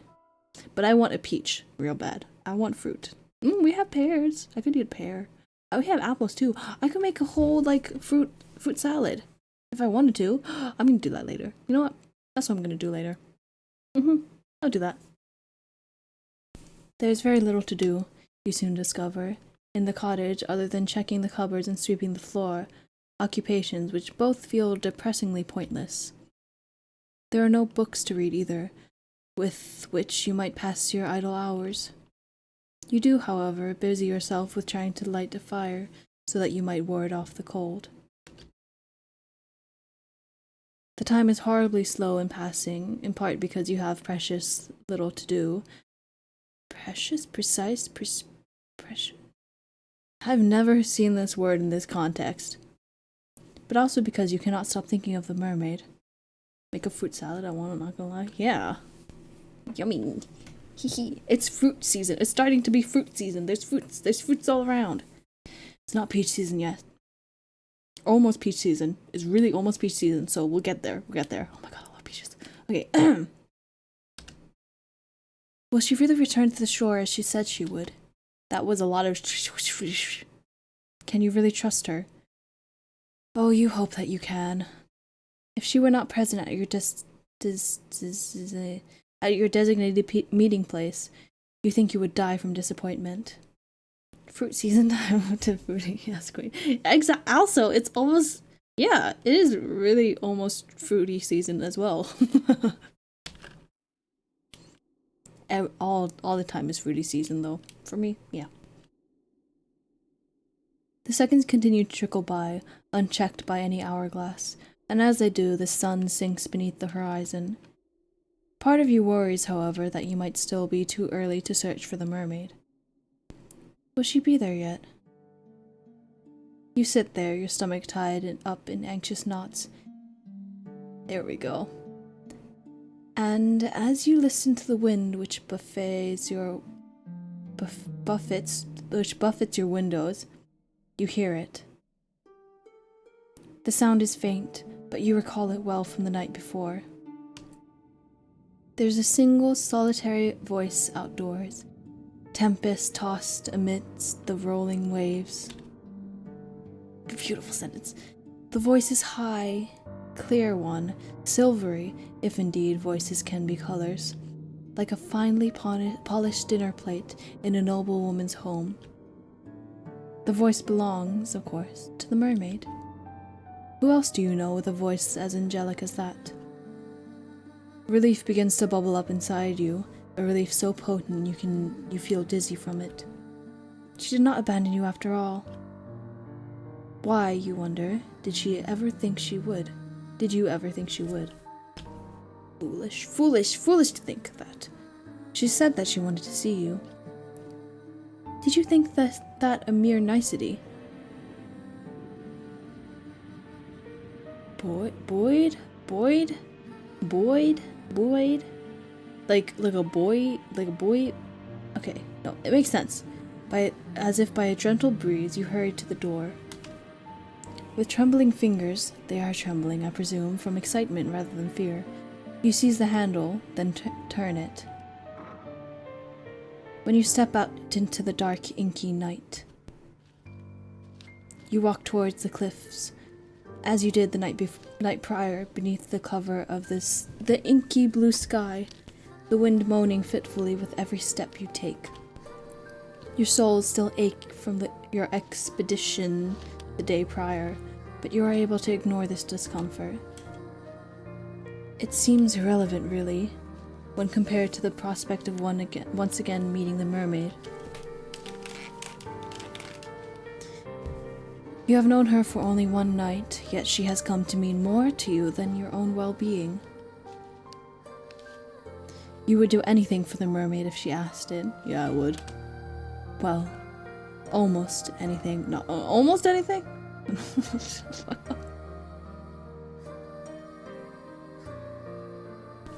Almost any- I'd do anything. Just saying, I'd do anything. You hurry down the sharp incline of the cliffs to the shore, almost stumbling in your scuffed brown shoes, which really were not built with rock climbing in mind.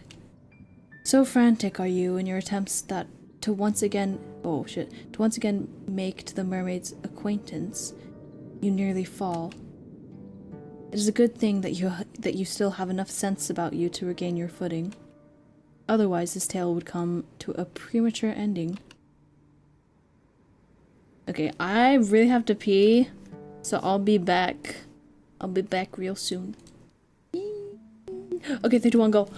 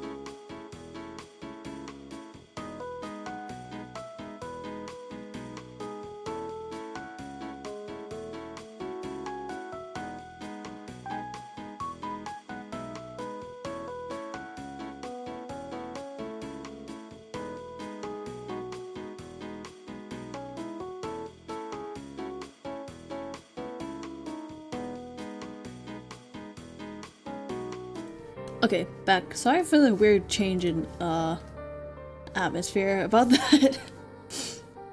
You know, I forgot that. Never mind. I mean, okay, I forgot that showering was a thing, and then I saw myself in the mirror, and I was like, oh, okay, I guess I should do that at some point.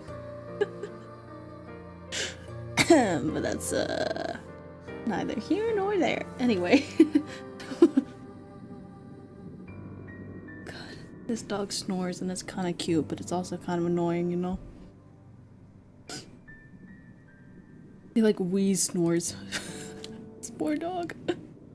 Stinky ass, yeah. Kind of stinky. No, don't laugh. Don't point and laugh. Fine, if it makes everyone feel better, then you can point and laugh at me. I guess. I'm gonna have to go get more water soon as well, but for now, let's continue.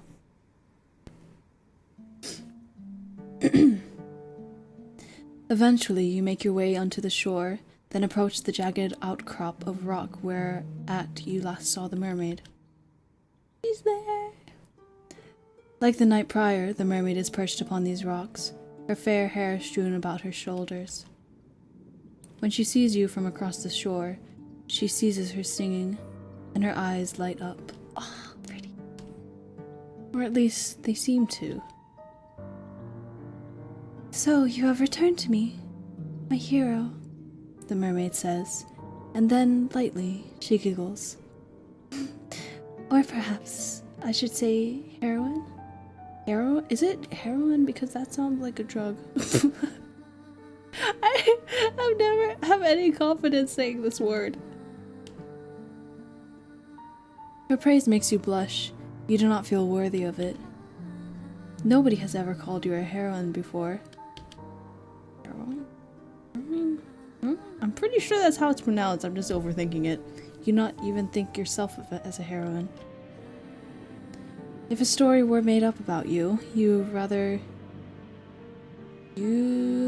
think that you would be a supporting character, one without her own voice. It does sound like a drug, but it's how it's pronounced. Yeah, there we go. Thanks. I'm not very confident. I grew up learning words from books, and yes, never had confirmation about how things were pronounced, so there we go. There's a disclaimer right in the middle of the stream. You are not interesting enough. The mermaid seems to think that you are, though. She is staring at you delightedly, as though you are the one person in the world she most wishes to speak to. The thought makes you tremble, but not as much as the mermaid's gaze.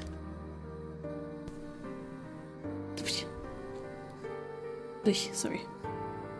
You tell the mermaid that you do not think that you are so very brave, but she dismisses your awkward remark with a laugh. I think you are.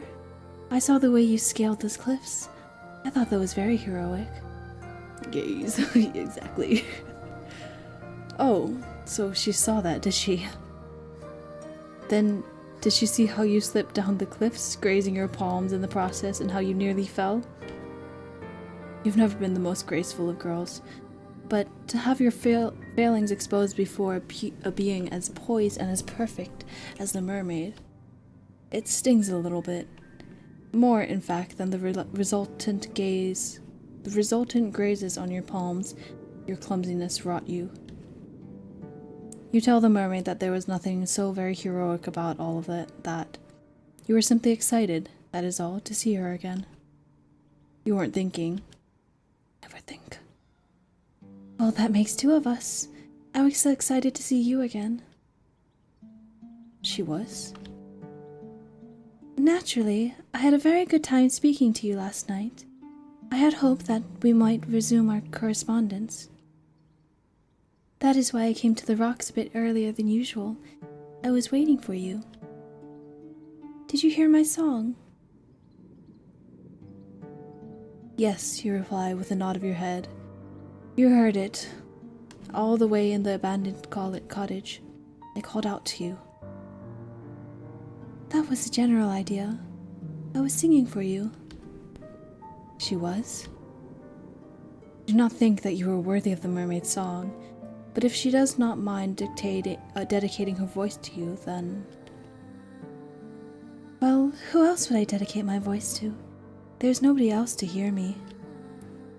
That is a good point, you suppose. Shyly, you look back at the mermaid. You thank her for her song. It was very beautiful. Then tell her, before you can lose your nerve, that you have prepared a present for her, too. Oh, have you really? You have.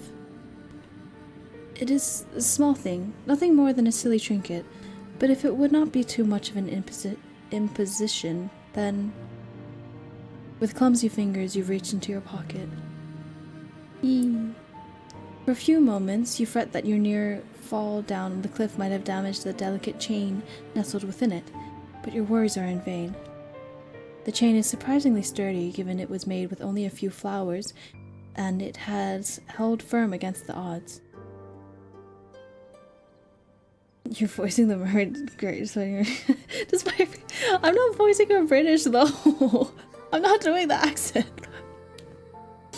More of like the intonations, like that's there a bit, but not the accent itself. But thank you. You handle the chain with great care all the same.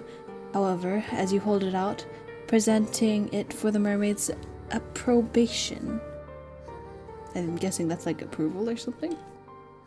It was for the mermaid that you fashioned this chain. You thought that it would look nice nestled in her hair. You were pleased with the chain when you first made it, but after looking at the mermaid, you have begun to reconsider. Thank you. I try. The mermaid's beauty is otherworldly, so much so it almost hurts to look at her. Your flower crown, by comparison, seems a very meager offering indeed. The longer you hold your gift out, the more unworthy it feels. You have half a mind, as the seconds elapse, to snatch your silly, wholly unworthy gift back from the mermaid before she can judge you too harshly. But the mermaid's lips curve upwards into a smile, and in a voice so full of gratitude it makes your heart throb, she says, "Oh my, did you make this for me?" "Well, yes," you reply, still feeling a little flustered. "You saw these flowers earlier when you went out for a walk, and they made you think of her." "Not," you hasten to add, "that you think her beauty is comparable to these flowers. They are far inferior when contrasted with her good looks. You simply thought you are unable to get the rest of the sentence out, however, because the mermaid interrupts you, not rudely, but with something resembling compassion. Perhaps she pities you. She must be able to hear how your voice is trembling. Can she also see the way your hands tremor? Oh dear. Faint heart never won the hand of a fair maiden, you know. What happened to all of your confidence?" "I think that your gift is a wonderful one. I did not at all expect it, but it really is pretty." You look at your feet, too shy to meet the mermaid's gaze. Then you say, very quietly, that you are glad she thinks so, but she does not need to spare your ego. You have precious little of it left as it is. The mermaid seems touched by your shyness. Perhaps she likes her prey to be self-conscious, but she smiles. I am not simply saying these are things to spare your ego. I am not simply saying these things to spare your ego. I am not like that. Humans might spout platitudes as easily as they breathe air, but I do not compliment others unless I truly mean it. I love her. I love her so much. I love her so much. I love her so much. I'm in love with her. Hey, just so you know, I'm in love with her. Just so you know, that's all. That's all. That's just what I need to tell you. That's all. Turned on cute. I know, it's so cute. It's so precious. I don't know what's happening, but I love it. And if it turns dark, I'm going to love it even more. I love it. I love it so much. This is only one of the plots. I mean, there's two other ways this could go, right? So like two other storylines. So wow. This is not the point of speech. To have an honest dialogue with one another. Yes. If one party in a conversation is withholding their true intentions, then conversation is impossible. Exactly! This is what I try to tell everyone. God. Playing games is a waste of my time, particularly given my time above the surface is so very limited. Oh. You blush at this, more deeply still, and survey the mermaid beneath the full fringe of your eyelashes. Then she really does like it? Did I not just say that? You humans are so very funny. With all of your second guessing. She was like that too, in the beginning. She? Oh, we're gonna get jealous. My friend. The mermaid's answer is a simple one, but it makes your stomach clench regardless. Ooh. Yes, her friend. How could you have forgotten about her?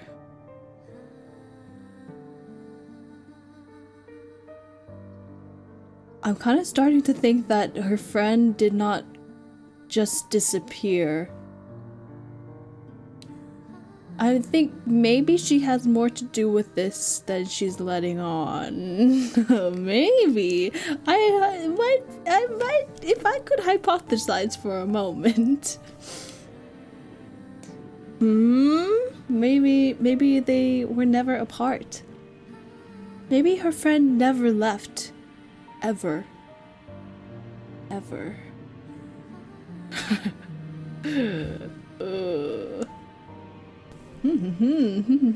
I love theorizing. She used to make me gifts too, you know. Gifts like this one. She would pick flowers on the cliffs over there where I cannot tread. The mermaid gestures with one hand to the cliffs, which tower above the shore, tall and imposing, as though to stab the sky above. Yandere daytime? Maybe. Maybe. And she would fashion them into crowns like this one, and bracelets. I was appreciative of her tokens, though she was similarly shy when first she presented them to me. She did not seem to think very much of her handiwork. You and her are remarkably similar, really. Ooh, that's... I don't think she's gonna like hearing that. Guile? There's no Guile. How do I pronounce this?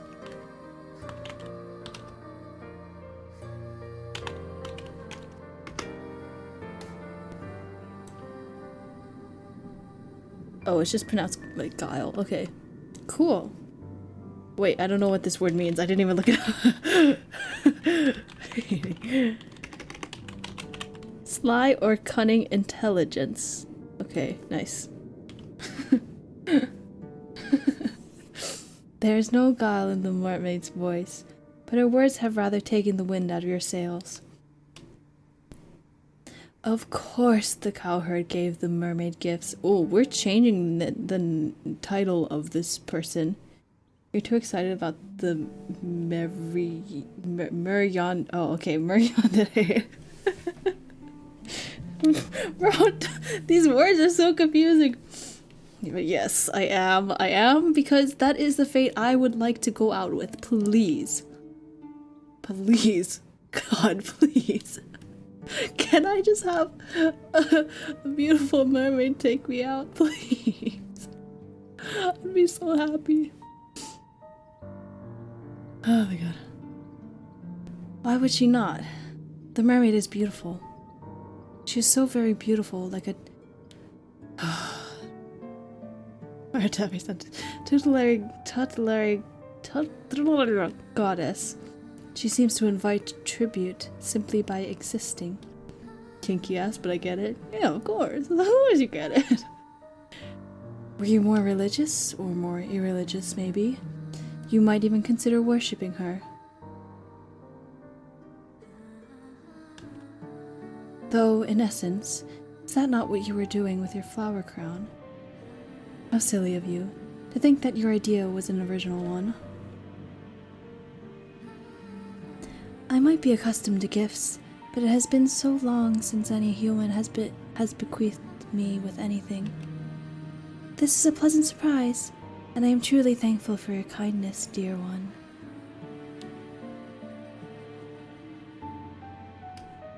The mermaid leans forward on her rock so as to pluck the circlet from your fingers.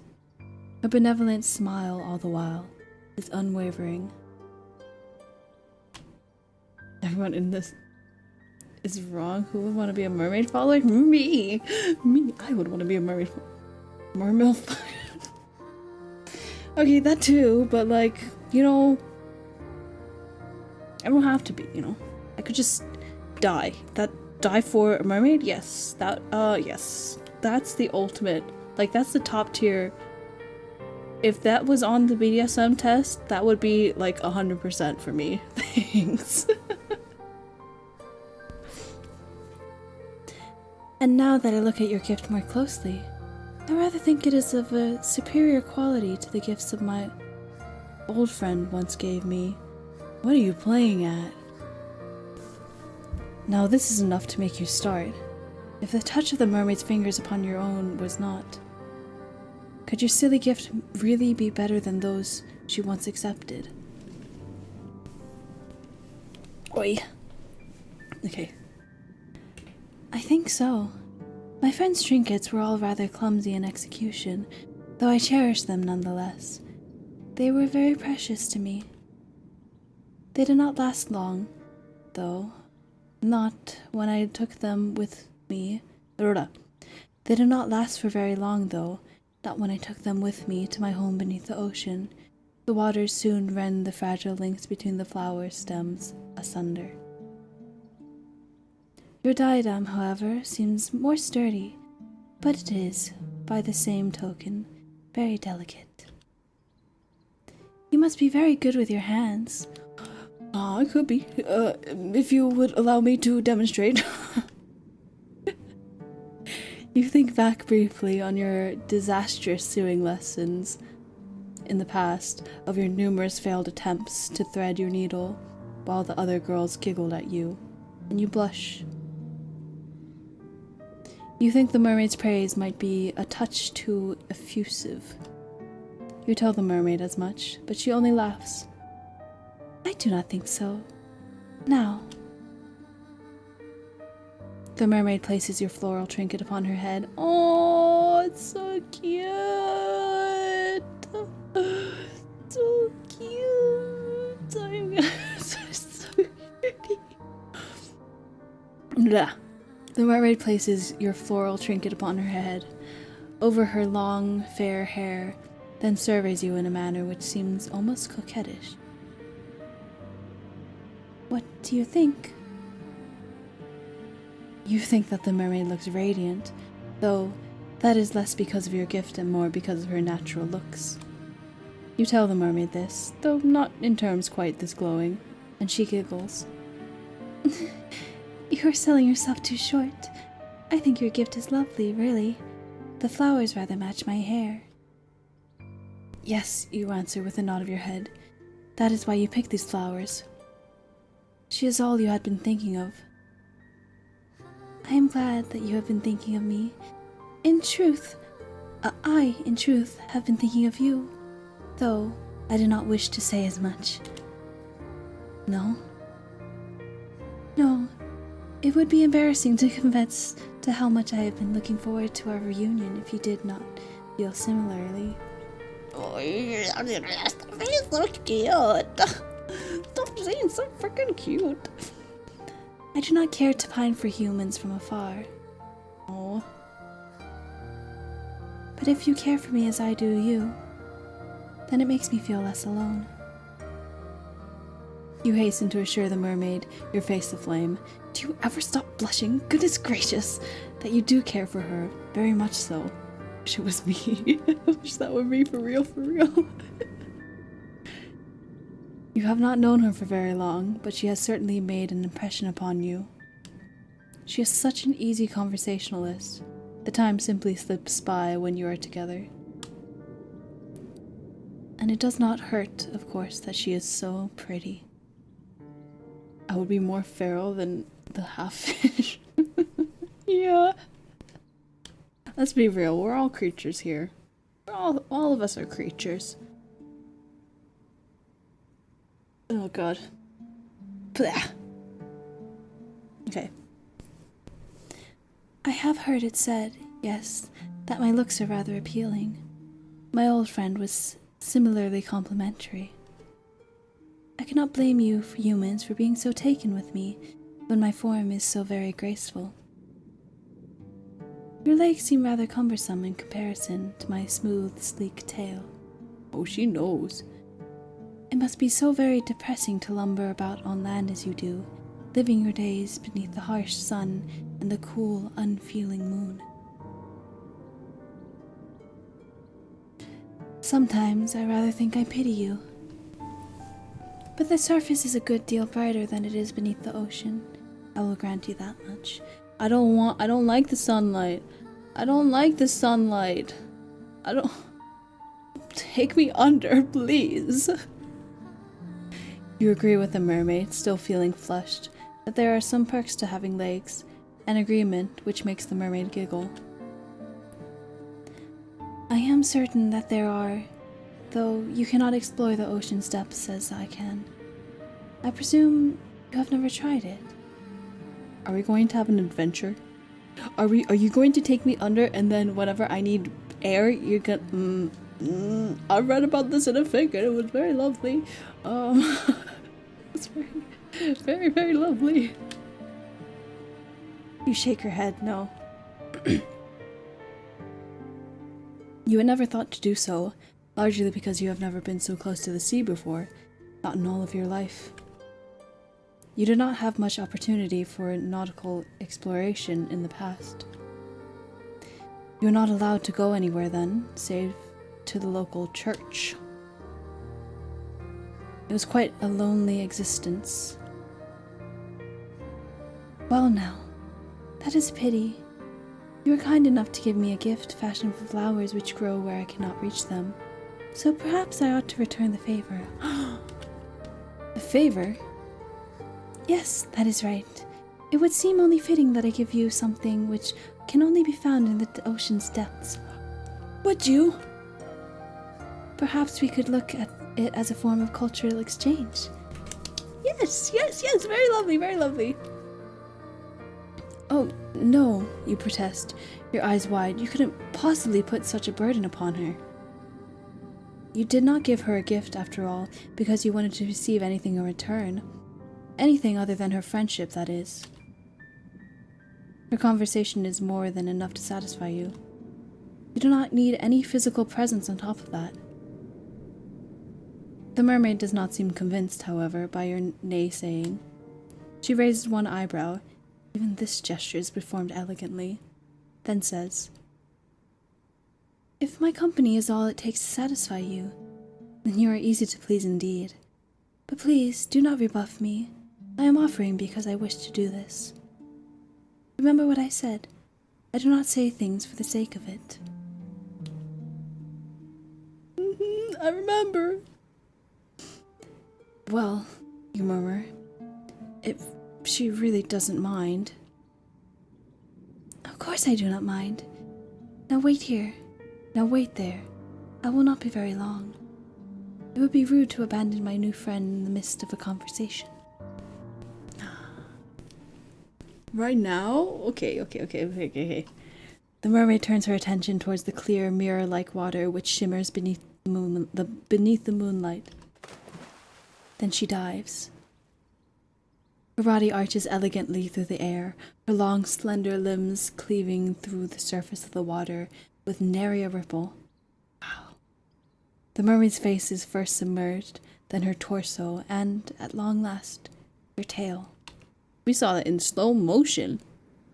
The water rushes forth to envelop her as though it had been waiting for her. That's so beautiful! That's such a beautiful sentence. Oh, I'm gonna die. I'm gonna die. It subsumes her. Subsumes. Subsumes. Include or absorb something in something else. Beautiful. Wish I was the one enveloping her. Yeah, I do wish. Oh man, it swallows her. Then she disappears from view. The mermaid is gone, but you are still there. Well, now what are you to do? There's nothing that can be done, you suppose, save waiting. You stand there for several moments, watching the black water lap against the shore. The breeze howls mournfully, like a wounded animal, as it buffets your hair about your face and your torn skirt around your legs.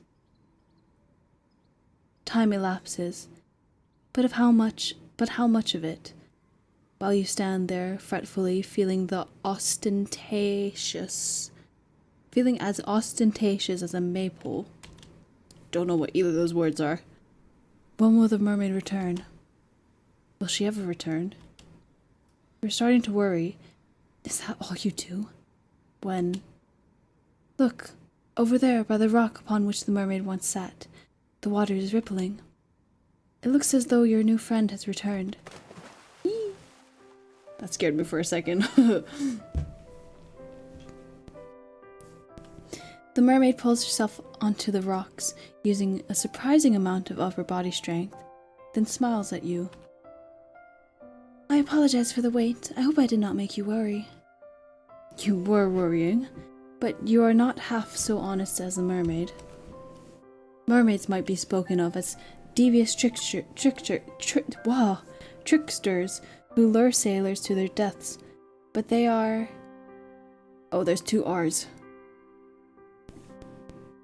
But they are, in actuality, very sincere. They are much more sincere than most humans. Perhaps that is why your kind fears them so. Wow. Stop! You're being too horny. Okay, but like, perhaps that is why your kind fears. Yeah, humans. Well, a certain type of humans really hate other humans, or are scared of other creatures or humans that are too honest, and that pisses me off. What is this? Oh my god. Sorry, I'm autistic, if you didn't know. Hi, I'm autistic. I relate to this a little bit too much. There are few creatures who inhabit this world whose capacity for lying is greater than your own. You tell the mermaid that you are not worrying, and she answers with a wry smile. Didn't know? Your loss. I don't know. I am not so sure about that. The mermaid is wilier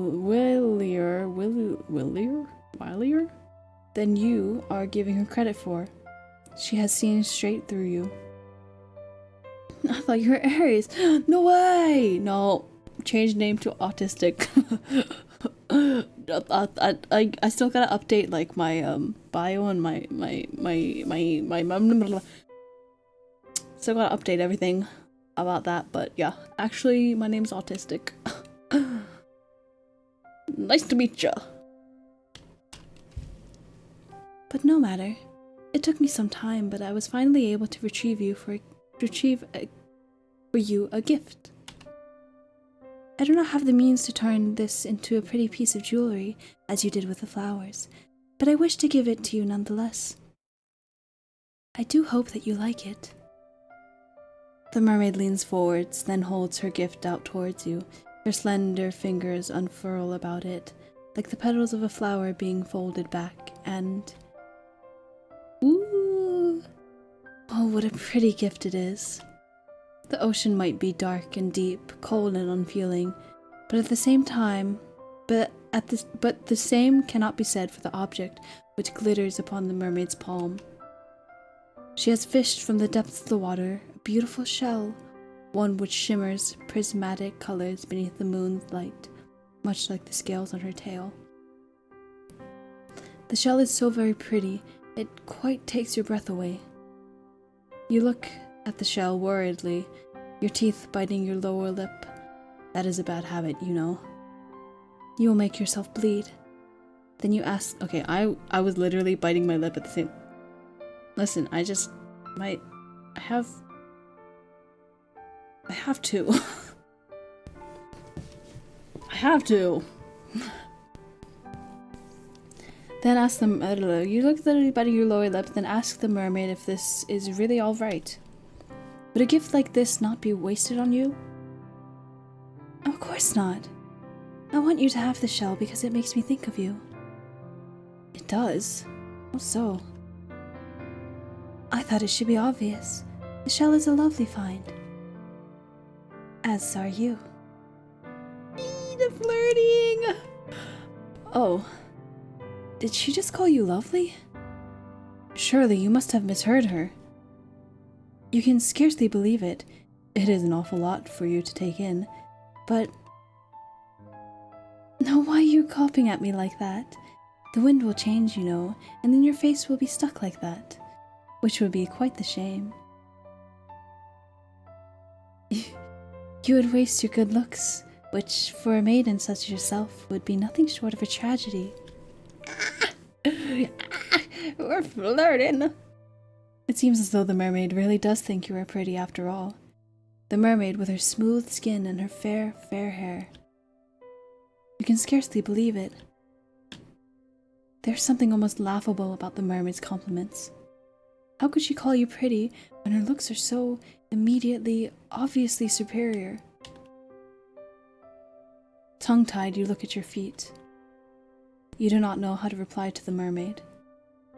You have half a mind to refute her words, to tell her that you are not that pretty, not really, but you fear that might look rude. You do not want to rebuff the mermaid's well wishes.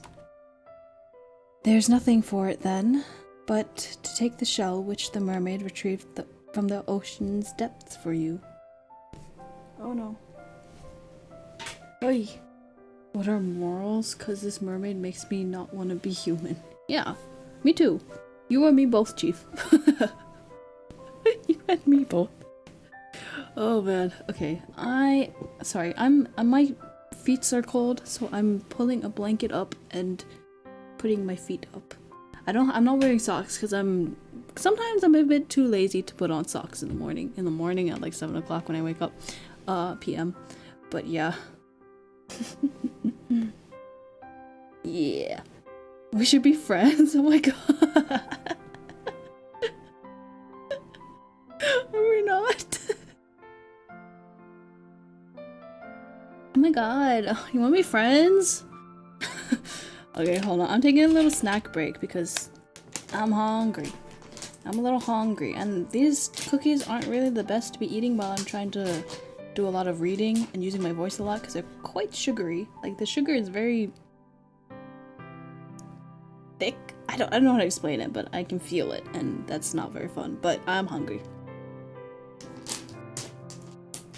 I didn't realize I've been going on for 2 hours. This stream has been going on for 2 hours.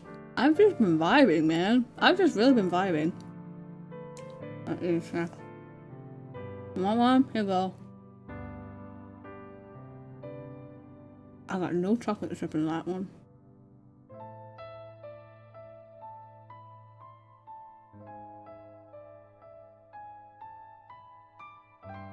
How's your day going? What's happening? I'm gonna eat another one. I woke up at 7 p.m. No, 6 p.m. But it was the best sleep I've gotten in a while. Because you know what these dogs do? The dog we had already, she likes to bark when she's bored. Just to be a bitch.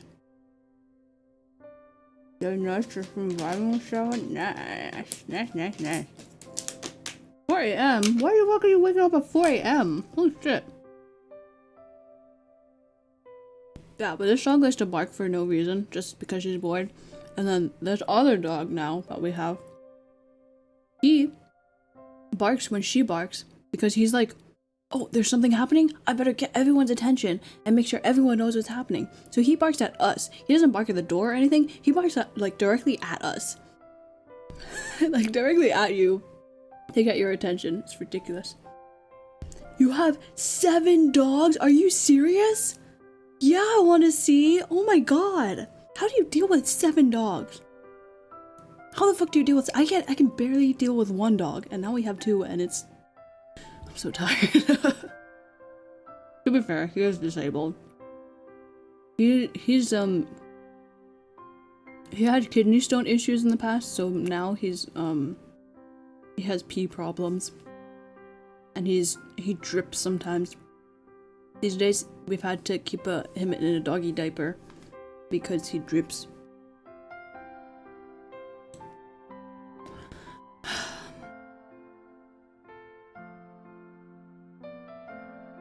Okay, what the fuck did you send me at 2:15 a.m.?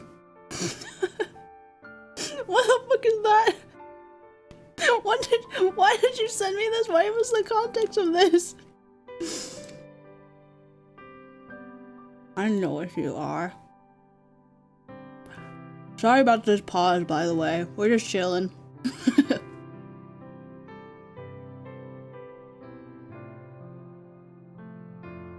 Why did you send me a picture of the lead character?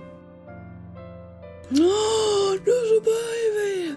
There's a baby! Ah!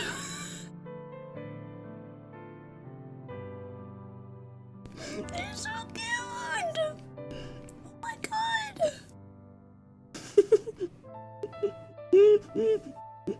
What kind of dog is this?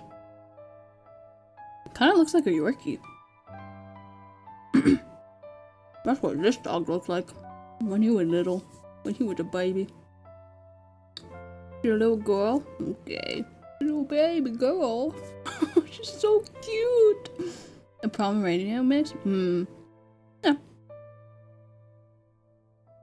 So freaking adorable. Oh my god. Oops. Oops. Okay, anyway. Such a creature. I bet she bites. Does she bite a lot? She's gonna start biting a lot. Alright, let's get back to the game. I've taken my snack break. Let's get back to it.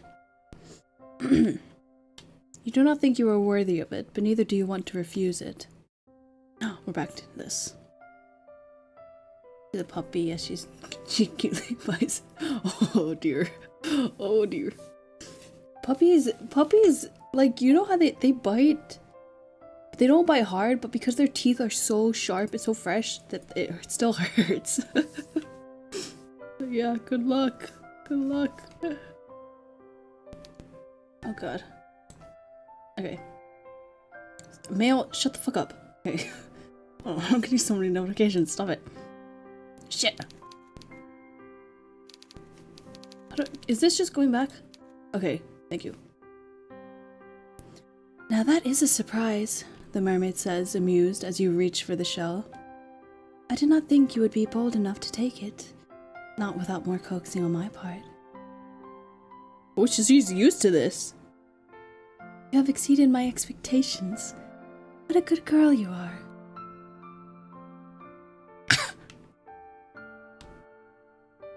Your heart flutters with this praise, and it flutters all the more with when your trembling fingers brush against the mermaid's palm.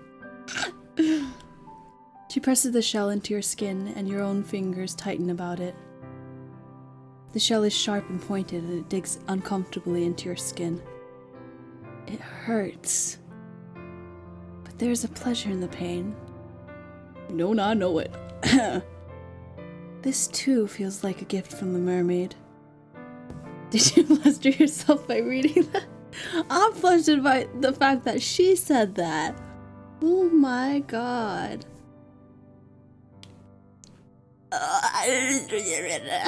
Okay, moving on. You do not want to spurn it. Even pain can be a precious thing when dealt by one whom you care for. True, true, so true, so true. You never knew that before. I knew though. You hold the shell to your heart, which is beating in at an irregular rhythm, and look at the mermaid. Then, very softly, you thank her. It is quite all right. It seems only fair after you shared part of your world with me. So for future use, do you want to be called a good... Perhaps. Perhaps it is one of my favorite terms ever in the world of existing terms of the praise of the... things to be called ever to be called the is, maybe. Maybe. I have my dog renamed for a reason. Let's be real. Anyway. Okay, back to it. I wish to share a part of my world with you too. Sorry. My throat, because these anyway, whatever, doesn't matter. Let's go. Humans cannot normally descend beneath the ocean's depths, And even if they do, they cannot remain there for very long. You are far too fragile. Would that I could, I would bring you with me, but to my underwater kingdom, where we might be together. The mermaid's melodic voice trails away, suffused with something resembling melancholia. She sighs.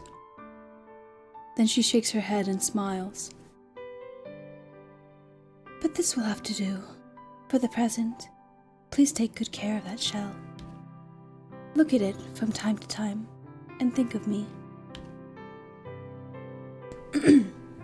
That would make me very happy indeed. By golly. How long is this? Because we've been at this for like an hour and a half now, and this is one path. I thought this game would be shorter, but goddamn. It's pretty decently sized. Okay, sorry. I'm struggling with my body. With my lungs and my throat and everything.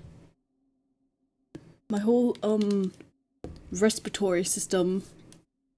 It is a beautiful stuff if you want to stop it. I don't want to stop. I want to keep going. I want to finish this. I want to know what happens. I really want to know what happens. I do think I'll be playing this game again at a later point to see what other paths have in store. Just breathe, game.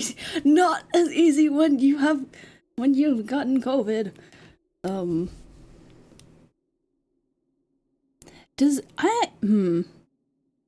COVID has like lifelong lasting effects on it, but there's also long COVID with COVID, which has has like effects, but like stops at a certain point. So stop. It's not a skill issue. You know where I got COVID? I got COVID getting my fucking root canal. It's fucking bullshit, if you ask me. I've been extreme. Okay, not that it's a competition, but I do not have I am not able to go outside and to participate in social events because nobody wears masks anymore, and I am very susceptible. I just have a bad immune system. Root canal and COVID skill issue. Damn, imagine needing root canal.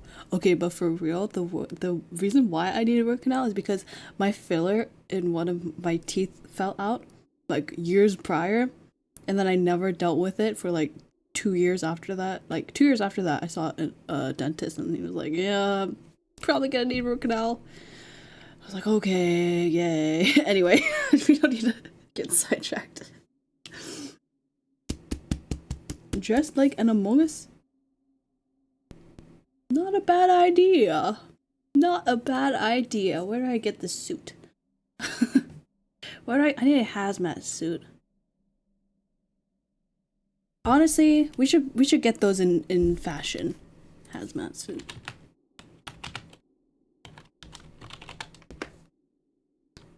Those should be our fashion. That should be fashion now. Health fashion. Don't get COVID fashion. Alright. The days pass following this nightly encounter with our aquatic acquaintance. Aquatic acquaintance, that is so cute. With an almost intolerable slowness. You endure the hours of sunlight as best as you can by going for long, bracing walks amidst the heather, foraging for berries and fruits along the hedgerows. You even, when you have mustered up enough courage, take an old fishing line uncovered in the fisherman's cottage and try your luck by the shore. Your initial attempts at angling are without success, but as the time passes, your proficiency in the art grows. Sometime after you take up your rod, you find you are able to catch the odd fish here and there, small scrawny things mostly, but the meat goes a ways to bolstering your rudimentary diet. You teach yourself how to remove the scales of these saltwater fish that you have captured, and how to gut them. You learn too how to cook them over a simple fire. Sometimes you skewer the fish of your Look at it. Sometimes you skewer the fish of yours on spikes and roast them slowly, innards and all. You're able to sustain yourself well enough during the day, though the faint pangs of hunger you experience never quite go away.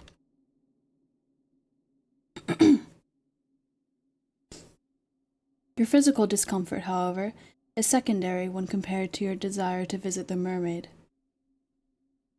Your days might be dull and drab, but your nights, comparatively, are made of magic. It is only during the night that the mermaid emerges from beneath the waves, and when she does, you hurry to her side. You have never before had anybody who took so great an interest in you, not until you met the mermaid. That is why she has grown to mean so very much to you. She's the first friend you have ever had. But if you do not temper your obsession accordingly, I fear she may very well be your last.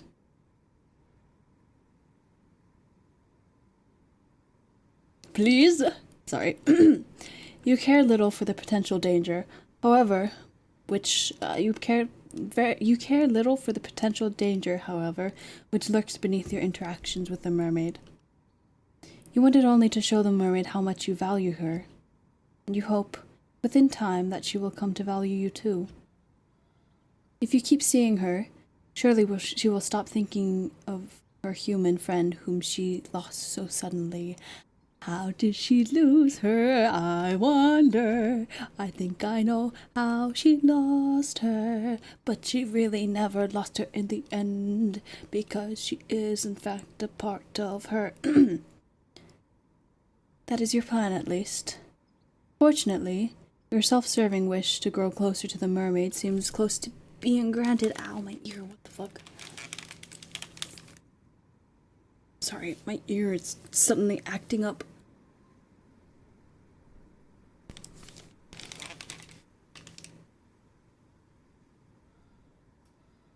Okay. Mermaid be like, I made her under the thumb. Fuck off. God. Fortunately, your self-serving wish to grow closer to the mermaid seems close to be granted. I hate my desk. Okay, sorry. There's no space for my legs under my desk. Your nightly conversations when you greet her come easily enough, the words tumbling from your mouth like thread. You have grown rather comfortable in the mermaid's company, and she yours. She must have, for it is not long after you bequeath your diadem of flowers to the mermaid that she looks at you, then posits a curious question. Here we go. I was wondering, dear one, whether you would mind indulging me. I know this might not seem like an appealing proposition, but I thought it would be remiss of me not to ask. I have seen some of your world, for I have sat on this shore for many, many nights hence, but you have seen nothing of mine. It seems unfair that I should know some of your world that you inhabit, while you know so little of my own.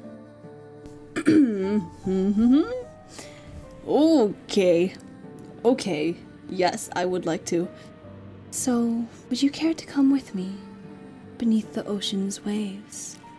Fuck yeah, I would. I don't really like the ocean, but I like it for you. There is much that I wish to show you, sights that cannot, I fear, be accurately represented in language alone. Words can be awfully stifling when it comes to the communication of experiences such as this. It is quite the florid speech, but at the heart of it beats a simple enough request. The mermaid wishes to bring you beneath the ocean's surface so that she might show you her home. You are flattered initially that the mermaid wishes to show you something so personal. But after this flutter of flattery, there comes an uncomfortable sense of unease. The mermaid might feel at home beneath the water's surface, but what of you? You are a human girl with two awkward, ungainly legs, and you were not made to live under the sea, You frown and mistrustfully you look at the ocean. It is late at night, as it always is when you speak to the mermaid, and the water does not look blue. It appears instead to be obsidian. The waves moan as they break against the rocks, which jut out of the shore like a mighty dragon's bones. They sound angry, violent almost. Salty sea spray arcs through the air, caught in the moonlight. It shimmers, sharp as knives. Hesitantly, you take a step back. You are a little afraid of the sea. It is so restless, so deep, and so all-consuming. It reminds you of a hungry monster. You have never submerged yourself beneath the ocean before. You never had the opportunity. You do not even know how to swim. Don't know how to swim? You are fearful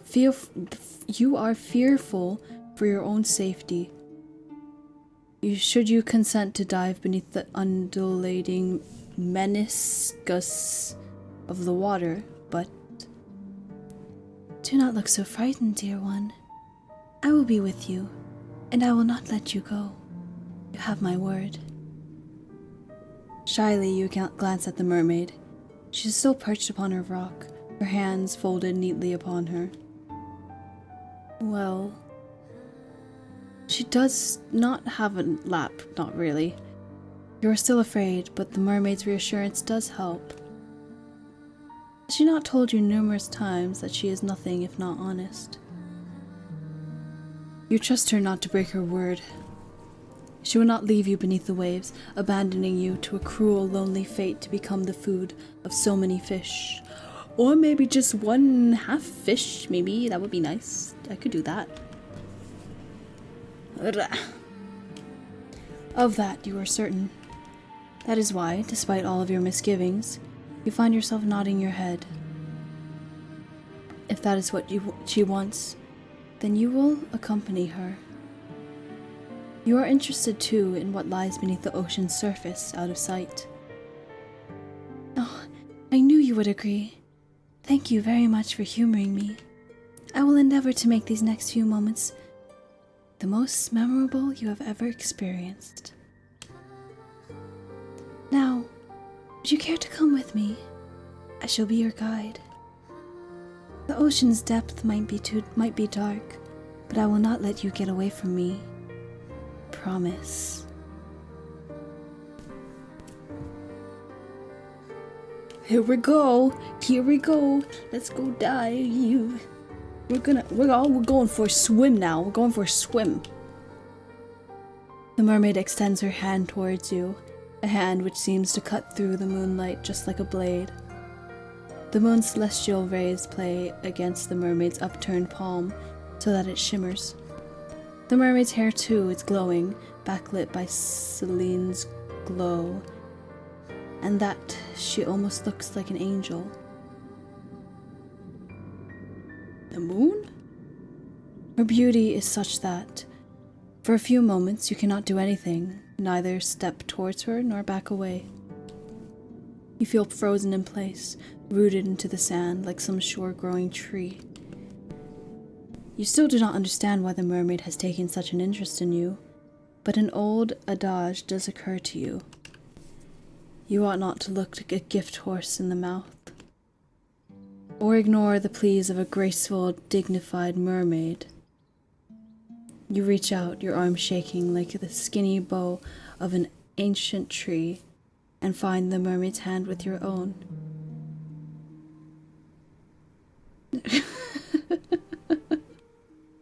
Okay. Sorry.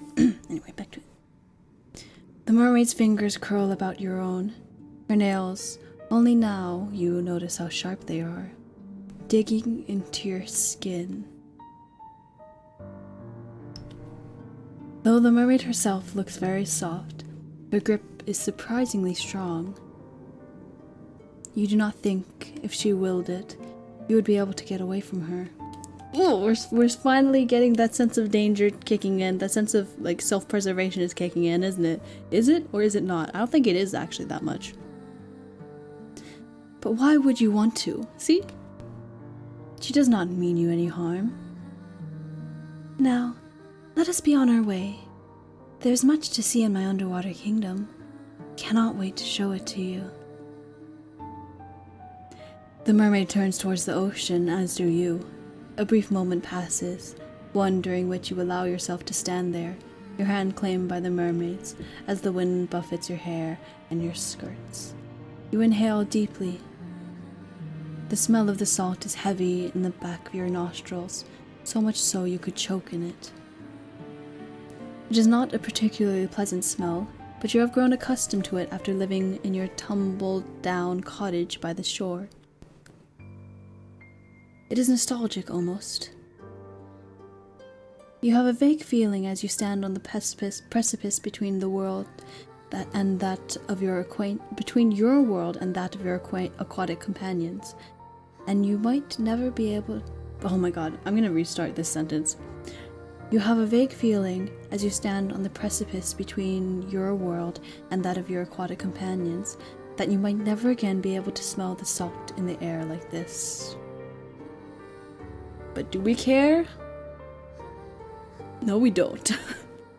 That is just a silly supposition, though. You are being foolish. The mermaid will return you back to the surface in due course, will she not? You hope that she will. You, unlike her, cannot breathe underwater. You open your mouth meaning to ask the mermaid about this fact, but you are not afforded the opportunity to speak. The mermaid has already shifted, her fingers still twined about yours. She dives forward, her body slicing through the surface of the water like a knife, and you, inexorably, are dragged along with her. Ah! Oh my god, first seeing her! Oh my god, okay. The water rushes forward to meet you in the sudden, shocking rush. The mermaid's descent might be graceful, but yours is anything but. You do not know how to position your legs, and your limbs feel awfully ungainly. The shock of the water as it touches your skin, meanwhile, is intense. You did not think that the water would be this cold. No, it is not just cold, it is freezing. It feels as though all the warmth had been snapped out of your skin. If your head was not already beneath the ocean's waves, you would gasp from it. You do not gasp, however. You cannot. You have already been submerged. Your body no longer feels as though it is your own. Your hair is unspooling behind you like a thread, and your skirt is fluttering. Your body rocks to and fro, as though being soothed in a mother's arms. It is a curious feeling, but is not wholly unpleasant. If only it were not so cold down here beneath the ocean's depth, you might find it relaxing. It is dark under the surface of the water, yes, but you have not ventured so very far, not yet at least, that the glow of the moon cannot penetrate its depths. Your surroundings are illuminated, though faintly, and thanks to this precious illumination, you can see the schools of fish swimming about you. Their scales are glisten as they arc through the waves like rainbows. They do not look like life forms. They appear, instead, to your fairy tale-addled mind to be ancient relics brought to life through some strange arcane sorcery. They are pretty. No, that word is not significant enough. They are beautiful.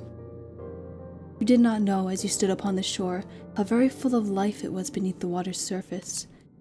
You did not know either how very beautiful these aquatic denizens of the deep were. You have never seen fish like these before, not in real life. You have memories, vague, hazy memories of dissecting a fish once, in a particularly gruesome biology lesson. But that feels like a very long time ago now. You would far rather think on your present than dwell upon the past. But the seconds passed, and as they do, the mermaid continues to swim, leading you deeper and deeper into the ocean's depths. While once you were close enough to the surface that the moon's light could still slice through the waves, now it is so very dark you can scarcely see.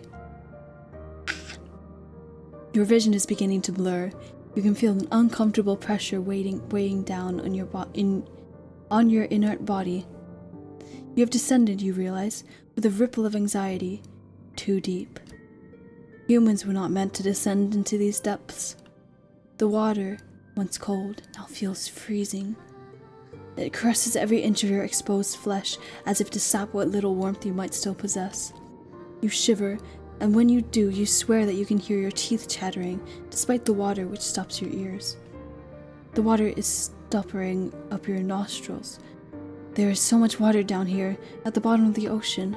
It is endless.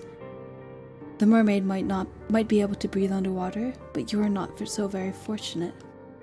Your body is far less sophisticated than hers, and it requires oxygen with which to furnish your body with continuous strength, not salt water.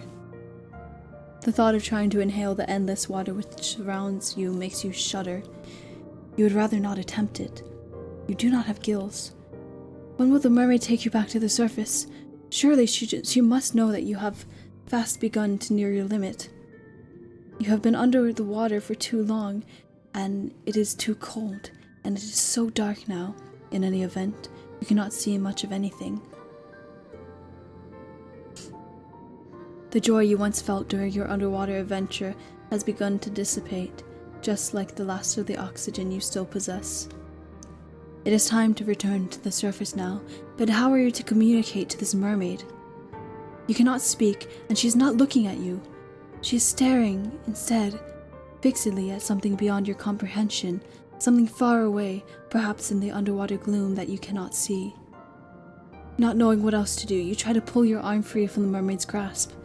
You hope that this will signal to her that she has grown too carried away in her endeavors, that she ought to cut short your expedition and return you to the shore.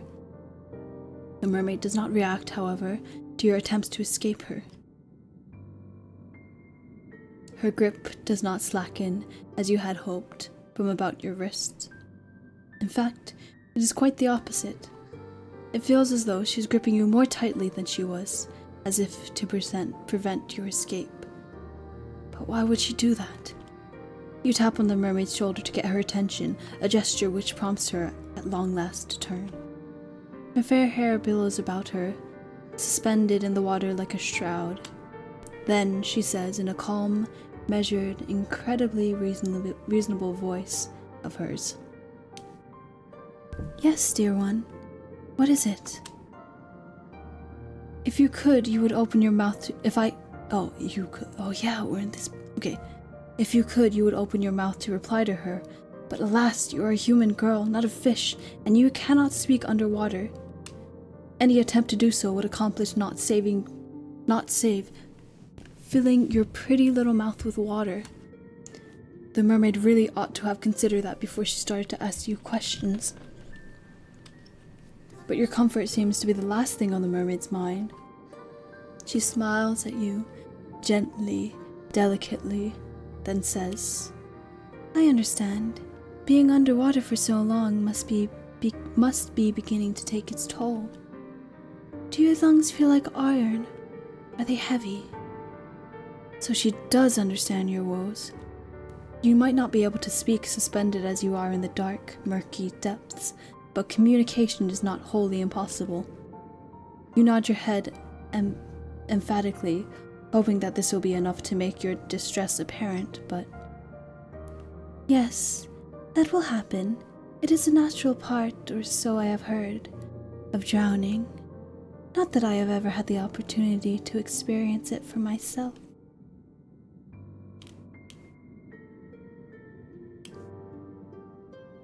I am incapable, you see, of meeting my demise in such a manner. Now, what was that? What could she mean? I mean, the mermaid answered, can she read minds? That this was a calculated act upon my part.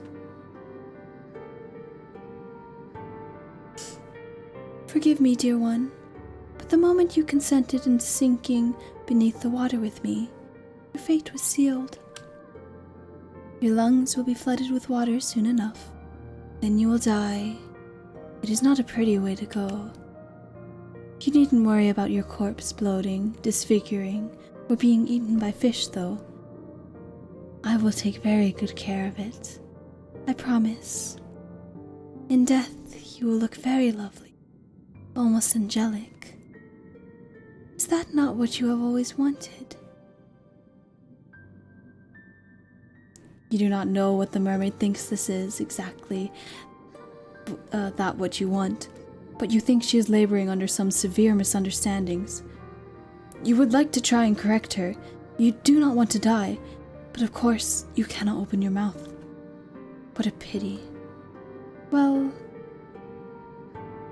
at least it saves me the effort of transcribing your dying pleas. I doubt they would be particularly interesting. Okay, wait. Okay, sorry. Okay, we're... Oh, that was good. Okay. If you want to know why I'm doing this, then I would not mind obliging.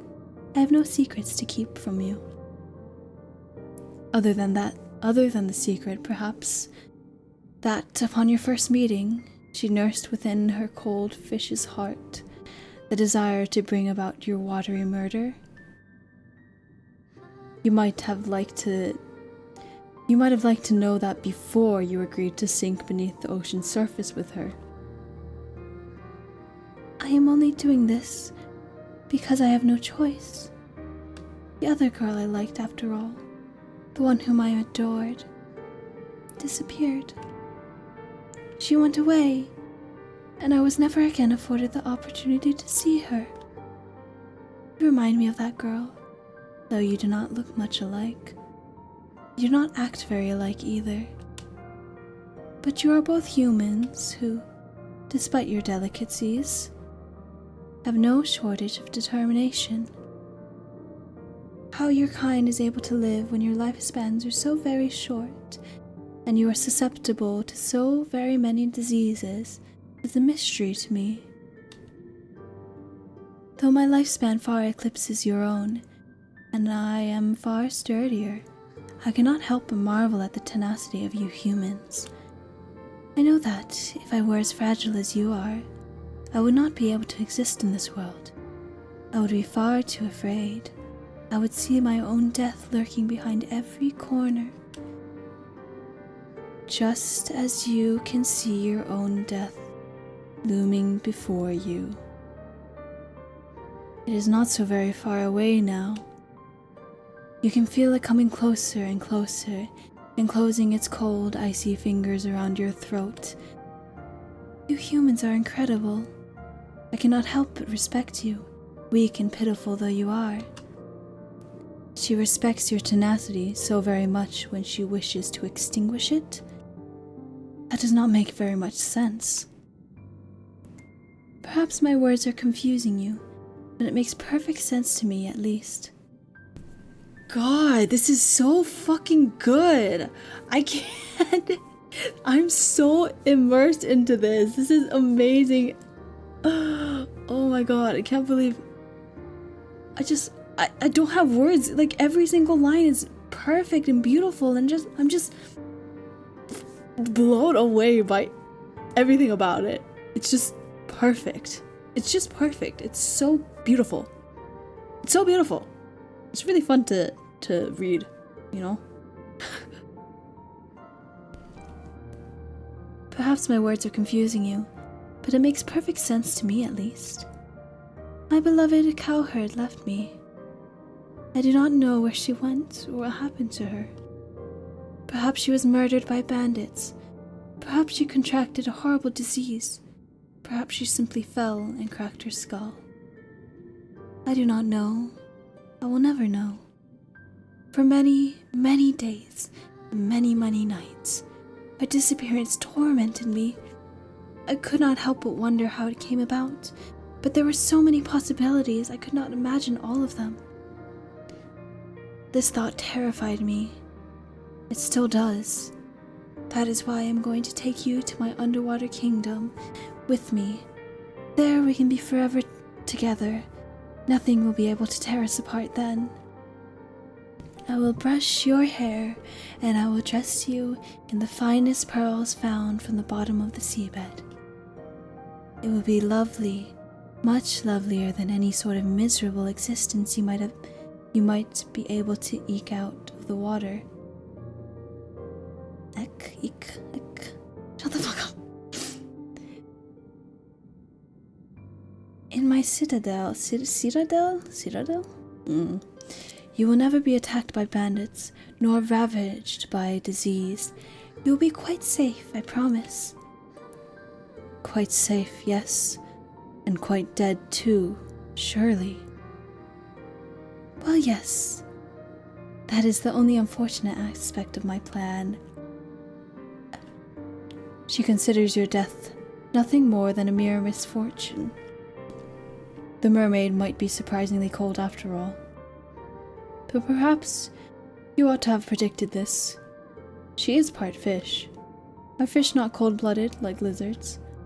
You probably learned this at some point during biology class, but your lessons are beginning to feel very faint and far away now. Your body is beginning to fail you. You cannot make much more of this. It is a necessary sacrifice, though, if we are to be happy. I am doing this, you know, for both our sakes. I do apologize for tricking you, but please, try to understand. I really have been lonely. You would be more inclined to sympathize with her, perhaps, if her loneliness was not ushering in your inevitable demise. But you are too preoccupied with your dwindling reserves of oxygen to feel much in the way of anything for your captor. You can feel the pressure of the water against your eyes. They are beginning to ache. Perhaps you are crying. You do not know. The water masks much of your anguish. You have been drifting underwater for almost 3 minutes. That is a remarkably long time to go without any air. Sorry. Your vision is beginning to cloud. Your surroundings, already dark, look darker still, unpleasant and obscure, and not at all like the paradise the mermaid promised you. The pain of being suffocated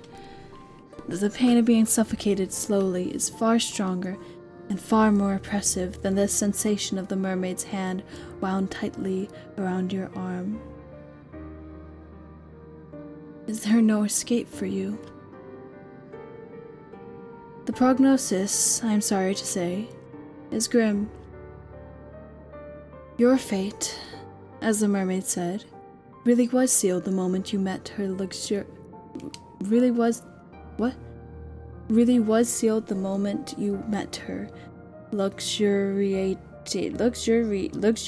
on those rocks beneath the moonlight. But you'll forgive me if my sympathy is limited. You did bring this upon yourself, you know. Who is the narrator? I need to know. The mermaid doesn't even need gifts to do this to me. Yeah, I know. Immediately, take me away. Honestly, I wouldn't mind drowning to death. I wouldn't. I think I'd be okay with that. You reap what you sow, and in your case, you made a series of bad decisions, which led to your untimely demise. Now, what do you want to do? Will you accept this fate of yours and rest in peace, or will you try to fight against it?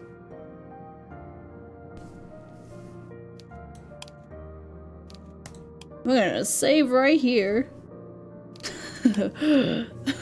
So that we don't have to miss anything. I believe. Yep, there we go. What do we do? God, oh my god, it's so pretty. Wow. I personally would accept my fate. But I wonder if there's more to it if we fight against it.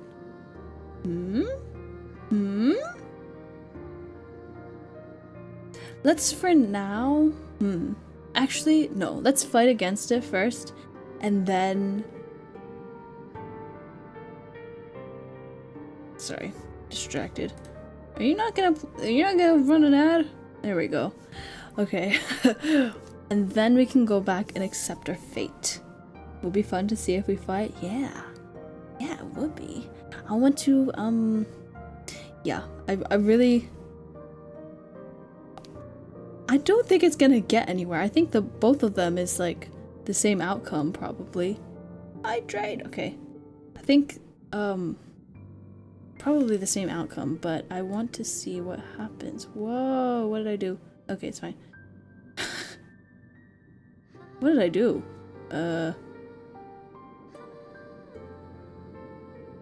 Ooh, okay, never mind. A hydrate. Just a little bit. And a stretch.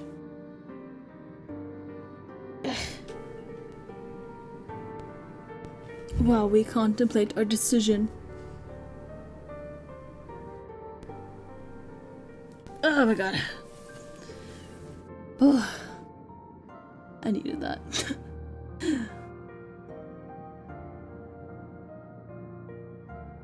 Okay, let's fight. Let's fight. I like that look on your face. It is a look of full determination.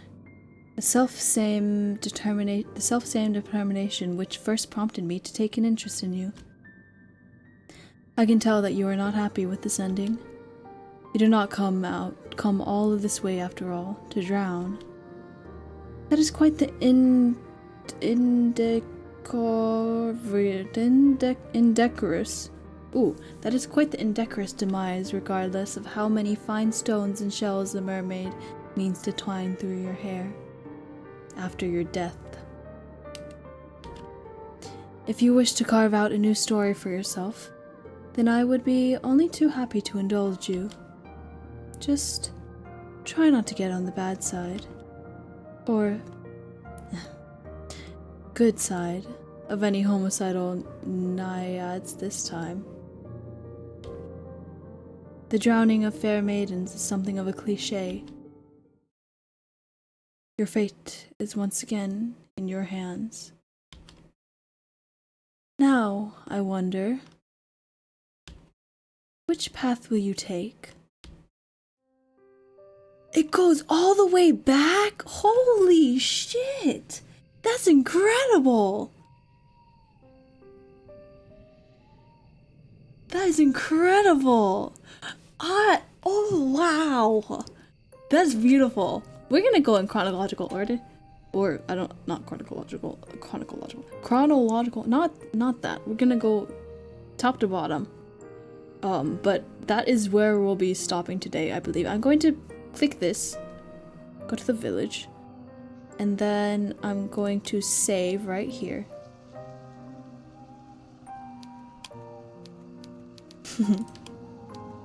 Okay. Incredible! I am blown away. Oh my god. Is the rest after all reading here? Yeah. I gotta breathe.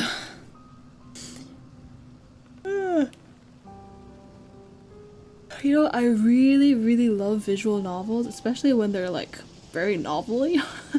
You know, some of them are like more like dating sims, which is fun. But I love visual novels with a story. The story aspect to it. What was I talking about? Oh yeah. As much as I love them, they do hurt my voice a little bit. It is a little rough actually going through them, but oh my god, I can't stop myself because I love them. Those big ass words. Yeah, reading. I'm not the best reader either. Thankfully today wasn't too bad for reading, but also helps when the writing is good though. Like, it helps so much. So much. Don't wake up tomorrow without a voice? I'll have a voice tomorrow. I'm okay. Good reading? Thank you, I tried. But yeah, it really depends on the writing a lot of the times, because when the writing flows, you know, it just flows. You just know how to read it when the writing is good. You just know. It's amazing.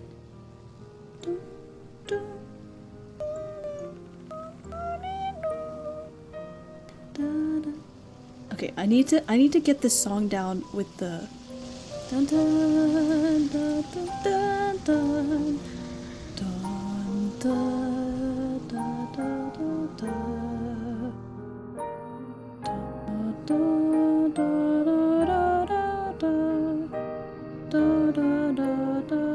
Okay, no, it's in the wrong time frame, that's all.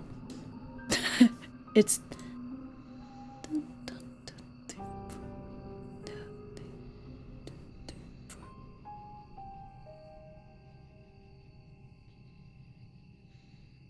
is it in like 6/4 or something?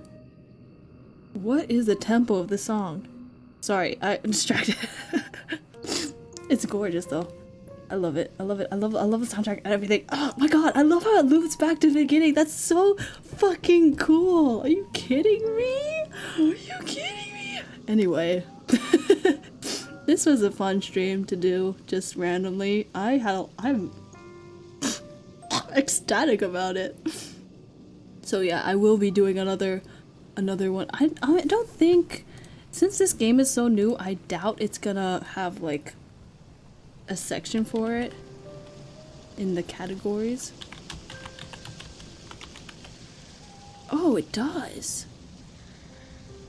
Wow, I didn't know it did. Okay, well, that's crazy. Wow, love that. I'm gonna change the stream title as well. Let me see, what do we title the stream? Oh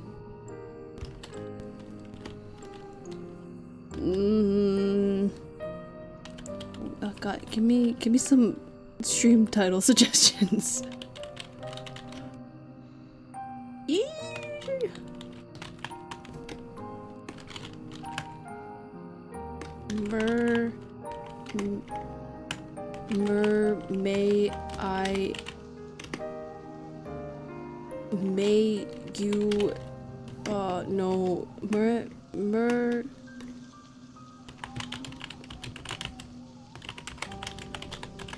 I don't know.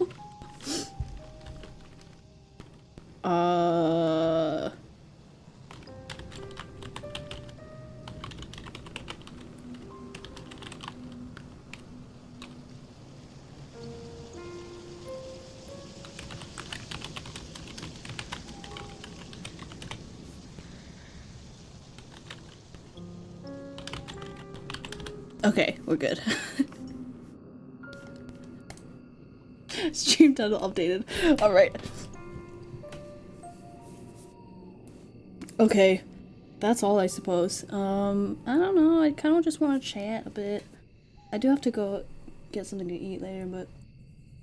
Oh yeah, fruit salad! Fruit salad! Your voice on the mermaid is great. Ah, thank you! Thank you. I try to bring out the yandere a bit, like, towards the end. It's really fun. I like voice acting characters like that. It's really fun. You know, I try my best, but then I go back and rewatch like the stuff I do, and I'm like, there's no difference in my voice when I'm voice acting these characters. So I'm like, oh, okay. Well, I guess I'll work on that a bit, but you know, I try. My leg is going numb. Doo doo doo doo. Anyway, if you haven't watched Castle in the Sky, go watch it. It's beautiful. It's the sorry, it's just that this soundtrack reminds me of it so much. You'll see if you see it. It's beautiful. Alright. So, I do not have a stream schedule, clearly. Have you watched Morbius though? No, I have not watched Morbius and do not intend to, so good luck getting me to watch that. Oh my god. But yeah, I do not have a schedule. I am just gonna stream when I want to, and what I want to, and there's gonna be no plan. I think I'm just gonna be guerrilla streaming for like the next week, maybe the week after as well. We'll see.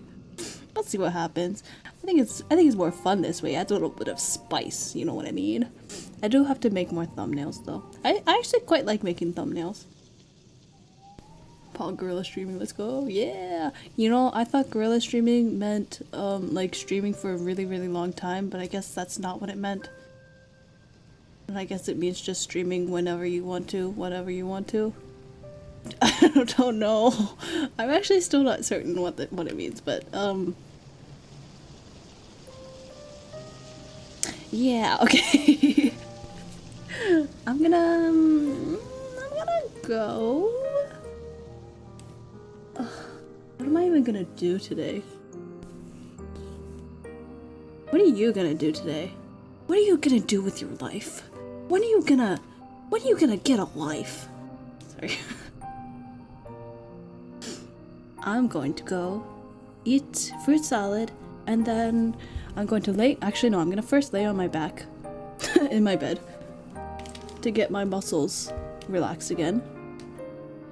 And then I'm going to cut up some fruit and make a fruit salad with some, you know, we got this juice that is like peach, orange, and mango, I think, and it's so good. It's really good. I spend my day with Aries. So, yeah, just come on over at 4 a.m. I'll make you a fruit salad. I think we have bananas. I don't know if they're ripe yet. Anyway, I'll do that. Do some work. I think do some artwork stuff. I'm not planning as a content creator very much. I don't even know how to get started in this conversation, so maybe I shouldn't. It's fine. That's fine. I just do what I do. Yeah, but yeah, I have to sort some stuff out with my life. Oh my god, can I tell you? There's so much going on. Not just with the dogs, but... Oh my god. There's so much going on. The other day, my brother came up to drop off the dog, right? And that was weird, because I hadn't seen him in like 3 years. It's crazy. It's crazy. Everything okay though? Yeah, it's as okay as it's gonna get right now. But we're like in the process of kind of moving, maybe, possibly.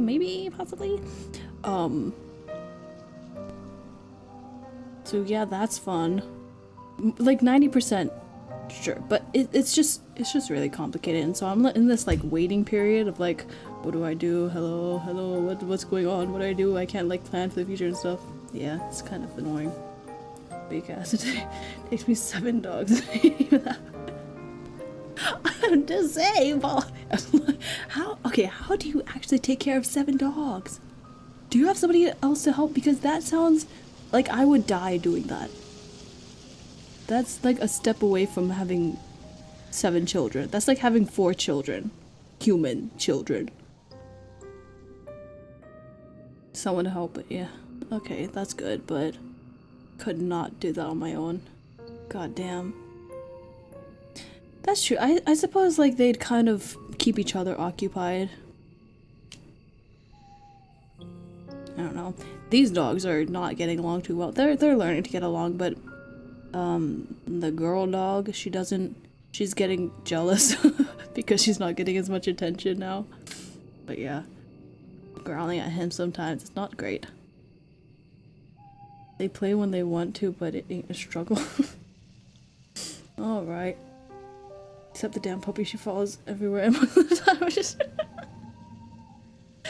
No, don't trip over the puppy. Oh man. Alright. You have fun with your dogs. I'm going to go now.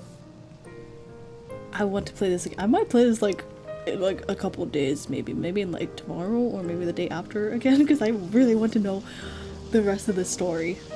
But yeah, okay. I'm gonna go. Thanks for watching, and I had a great time streaming again after like a week. Has it been a week? It's been about a week. It's been more than a week on Twitch, but it's been about a week for me. So yeah, see you later.